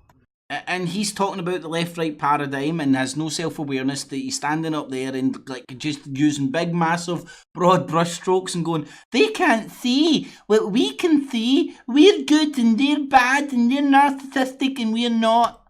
Because what we're seeing now more and more, and like I say, it's just a massive expansion of what I faced here in Vancouver those years ago, is the... But I thought there was a mass awakening. Use of the front... called anti-fascism, to act in blatantly fascistic ways to destroy freedom of speech. What I find interesting... So it's only the anti-fascist, the alt-left, which are the fascists. Interesting, because it's all... The alt-right are good. All a mind game. It's all a psychological game. Yeah, you're right. Is if you look what happened in Charlottesville, you had violence on both sides, because it's my view that when you have extremes like so-called left and right, if you go far enough to the left and far enough to the right, you actually meet them both on the same ground, because they're the same mentality, using a different label. So you add, of course, violence on both sides. If you notice that Donald Trump, who I have no brief for or support for whatsoever, but to be fair, when he said actually... Yeah, I have no brief or support for... But to be fair, he's the good guy on the anti-fascist left, or the fascists. Many sides were involved. He was absolutely jumped upon by the media and the progressives who... said you can't say that. And even the British Prime Minister, Theresa May, came out and said you cannot equate anti-fascists with fascists. Well, if they both act the same, yes, you bloody can. And this is the mind game. The so-called far right in America are being tagged with campaigning for freedom of speech. The progressives and these violent thugs called Antifa are being equated with... Notice the unbalanced approach of over-demonizing the alt-left over the alt-right while trying to point out the left-right paradigm. Anti-hate. This is all a mind game. This is the mind game where they tag words and phrases to each other. So you do word association. You say one... You perceive the other. So the word association, just the way that he's put Antifa into the alt-right paradigm. What they're doing is tagging protest for freedom of speech to the far right and so-called white supremacists, so that anyone, and you, I'm sure, will have experienced this yourself among the progressive boys and girls, and I say boys and girls literally because they have not yet entered adulthood, the progressive boys and girls in Vancouver, you will, I'm sure, have faced the same thing. It means that anyone who is as far like me from the far right as you can imagine are still tagged with far right. Why? Because we're demanding freedom of speech. You know. No, because over the longevity, you push over the longevity, you can clearly see that that's the message that you're pushing. Just like in this 4 minutes, you can clearly see that you're unbalanced. You're focusing on the alt-left retards and not focusing on the alt-right retards, while at the same time giving Trump kudos. Oh, you're far right then, because these people, you know, they are so deep in the program of idiocy. They have no. They're idiots. They're just idiots. But don't fall into the left-right paradigm. But everybody that doesn't agree with David Icke are idiots. Capacity for free thought. So they're and they can't even have free thought. They're idiots and they can't think freely. Leaders like these Antifa leaders, and I've never seen one of them that could string two words together made any sense. But these Antifa leaders, they say something, and you know, and because they've got no. What about the alt-right leaders? Capacity for like you, for free thought. Alex Jones. To say, well, hold on a minute. We're anti-hate, right? Yeah. So why do we act in such a hateful way? Why do we have hate on our faces when we're campaigning? I thought we were anti-hate. Oh, and we're pro-diversity, right? Well, yeah, we are. Well, why are we destroying it? Of the very establishment. I'm getting bored. Now, as far as this false left-right paradigm goes, which I've learned a great deal about from you over the years. Yeah, the left-right paradigm. I've learned so much out of you over the years. It seems that the oligarchy are using this divide and conquer tactic, and I want to get your views on what exactly does the conquer part entail? What? Because it isn't divide and conquer, it's divide and rule, Yogi. Morning, Yogi. How you feeling? Morning, boo-boo. Great, just great. Went to bed early, took a swim, climbed a tree. Swept your lair and breathed clean air. You had breakfast? Great, just great. Ate just about everything. Yeah, great, David. I did great. On my plate, berries, nuts, honey, fish. Took a little run. Over to the camp? To see what people are up to. Like what, boo-boo? Smoking cigarettes. Breathing smoke? Oh. Well, we sure won't. Smoking's really bad for you. That's why people need doctors, and bears don't. Yeah, Yogi, that's the New World Order is bad for you. The globalists are bad, David. What is the end game for them when it comes? See, that sound like fucking boo-boo, doesn't he? Right, anyway. That's enough of that. Let me see if I can wrap this up. What have I not touched on? That's about 3 hours I've done now, which has been plenty. Fuck, I'll do Russell Brand another time. Well, I've already done him, so I've got Tim Baldy Fool and Russell Brand. Do one Russell Brand, then I'm out of here. In my new book, Recovering Freedom from Our Addictions, I describe a system by which you can address any addictive behaviour that may be causing you to be unhappy. Take, for example, your use of pornography or your attitudes around sex. Are you using pornography and sex to medicate yourself, to soothe yourself, to distract yourself? Do you feel bad when you do it? Do you feel worse after you've looked at pornography? Is he a magician? Is he putting the power of suggestion into your head? Because maybe a lot of us have shared in a lot of these emotions that he's going through right now, which then gets you to nod along and go, yeah,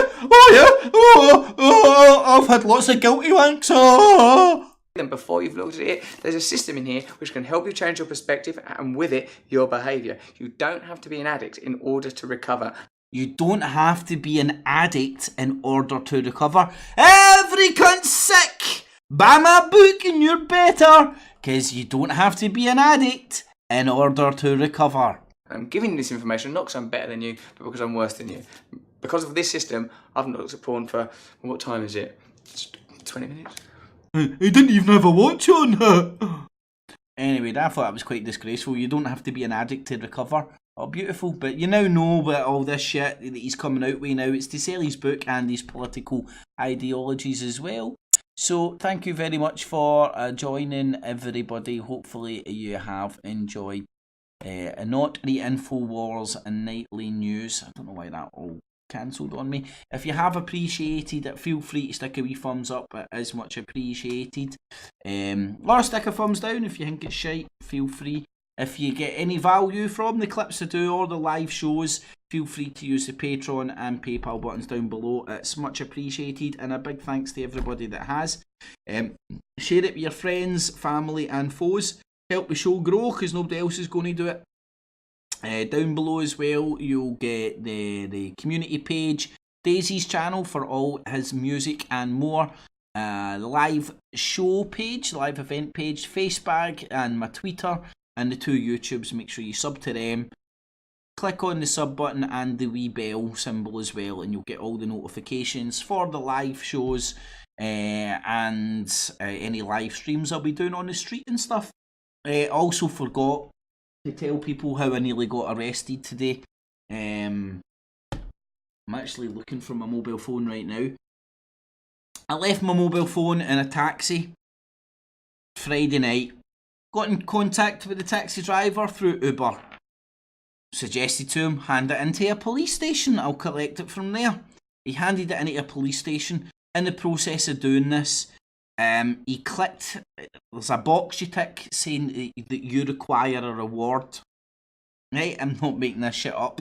So long story short, I go to Partick police station, get told I have to go to the lost property in the city centre. So the old morgue, right at the High Court, right at the fucking apex of that Illuminati eye in the pyramid, the old morgue. Go in there, give the guy the details I have and stuff. Right, here's your phone, put your wee code in, show it's your phone, brilliant, right, okay. Let me just look. Yeah, there's a reward. Now, the guy started saying this to me, and I've started laughing, thinking he's taking the piss. Haha, there's a reward. Tell him I'll get it to him next time. Don't worry, I'll need to pay him later and stuff. But long story short, no. We actually genuinely stay in a banana republic. I was in a police station in their lost and found department. They had my phone. They agreed it was my phone. It was my fucking phone. And the police refused to give it to me unless I paid them 10 quid. Refused to give it to me unless I paid them £10. It gets even better. If it's not a mobile phone, if it's a bag of cash or anything more valuable than a mobile phone, the person who hands it in can demand 10%. 10 fucking % for you to get your own property back. Now, I'm in this fucking place calling these cops thieves and robbers and Nazis. Oh, we're not thieves. Like, you're stealing my stuff. There's my phone. Give me my phone. We can't give you your phone without you paying the reward. That's not a reward. It's a ransom. So long story short, I argued with him about 15 minutes.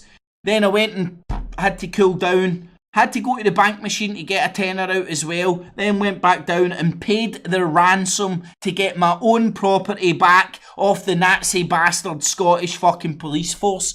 Now, if this wasn't the fucking cops, I would have thought I was getting scammed by some fucking gypsy or some shit, right? But no. No. This sounds so fucking great. The Civic Government Scotland Act of 1982. Right, and this is like lost property. Put in the Lost Property Act, Scotland 1982. It'll get you to this shite. And then go and read all this legalese, mumble-jumble legislation shite which justifies the cops stealing people's property and holding people's property for ransom. Right, you scroll down to section 70 and what you see here is the Chief Constable May. Right, so Chief Constable has the power of fucking God to deem whether you can get your own property back without having to pay a fucking ransom. This is worse than a banana republic, because in a banana republic they know that they're scheming scamming, thieving scumbags. It's just the way the fucking world works. In this fucking country, they stand up there with their fucking uniforms, demanding money for you to get your own property back, while saying, we're not thieves, we're not robbers, we've got legislation which allows us to steal your stuff and hold it at ransom.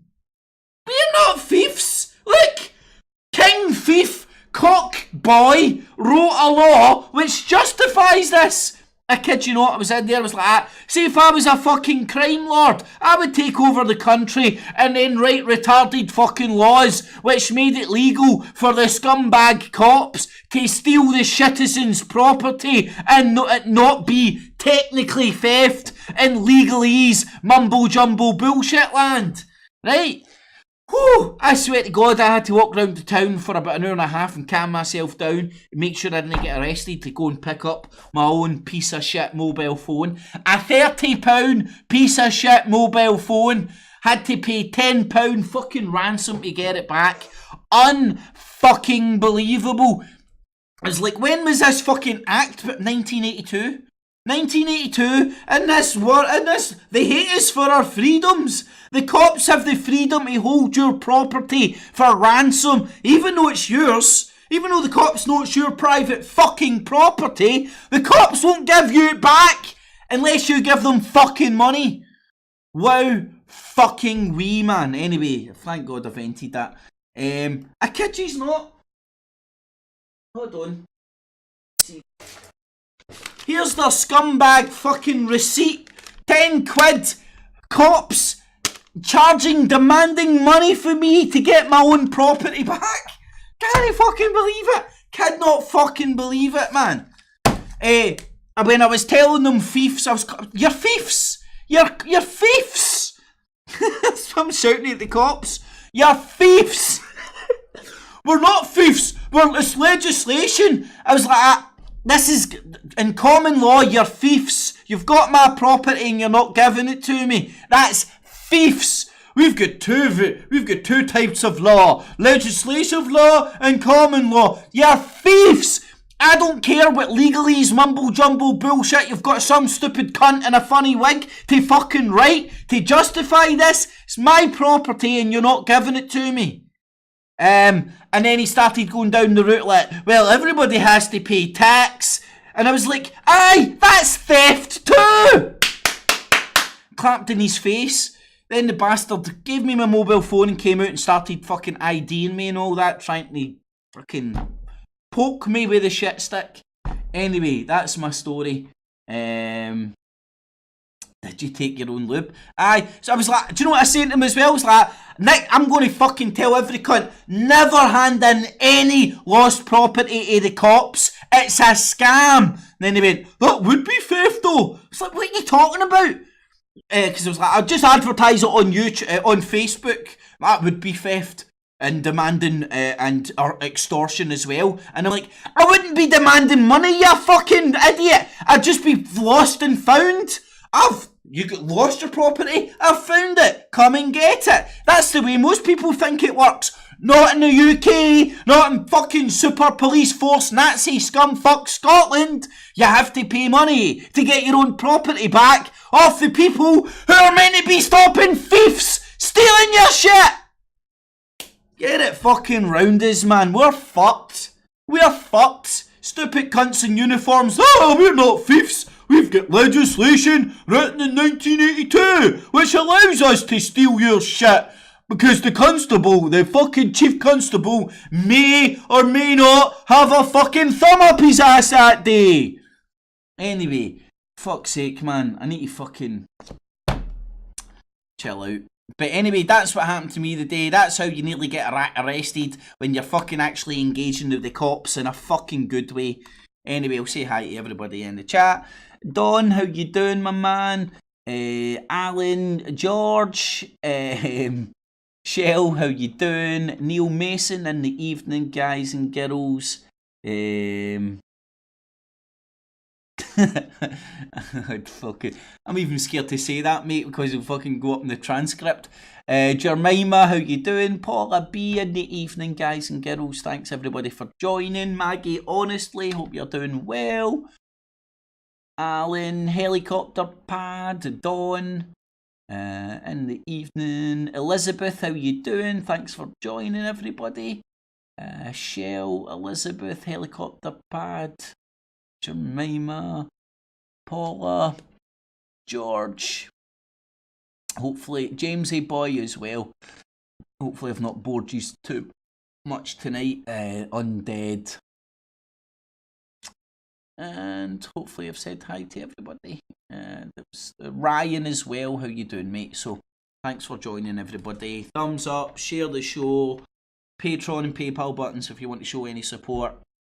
All the social medias and stuff down below. Gareth as well, thanks to you, my man. So yous have a good week, and I should catch you on Friday, hopefully. If not, reality chat tomorrow, and then back Soul Excalibur on Monday, and another Not the Infowars Nightly News on Tuesday. But hopefully I'll be doing See Through the Fear Porn this Friday, so stay tuned for that one. Alright to YouTube, hopefully you've enjoyed it. I'm out of here. Catchies!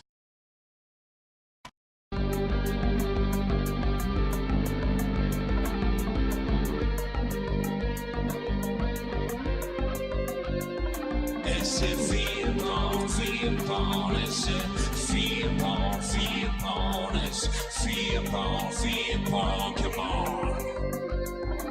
It keeps the cheese and the maze and the rats and the race and those peasants in the days like Edmund Bernays. It's a F.E.A.R, come on.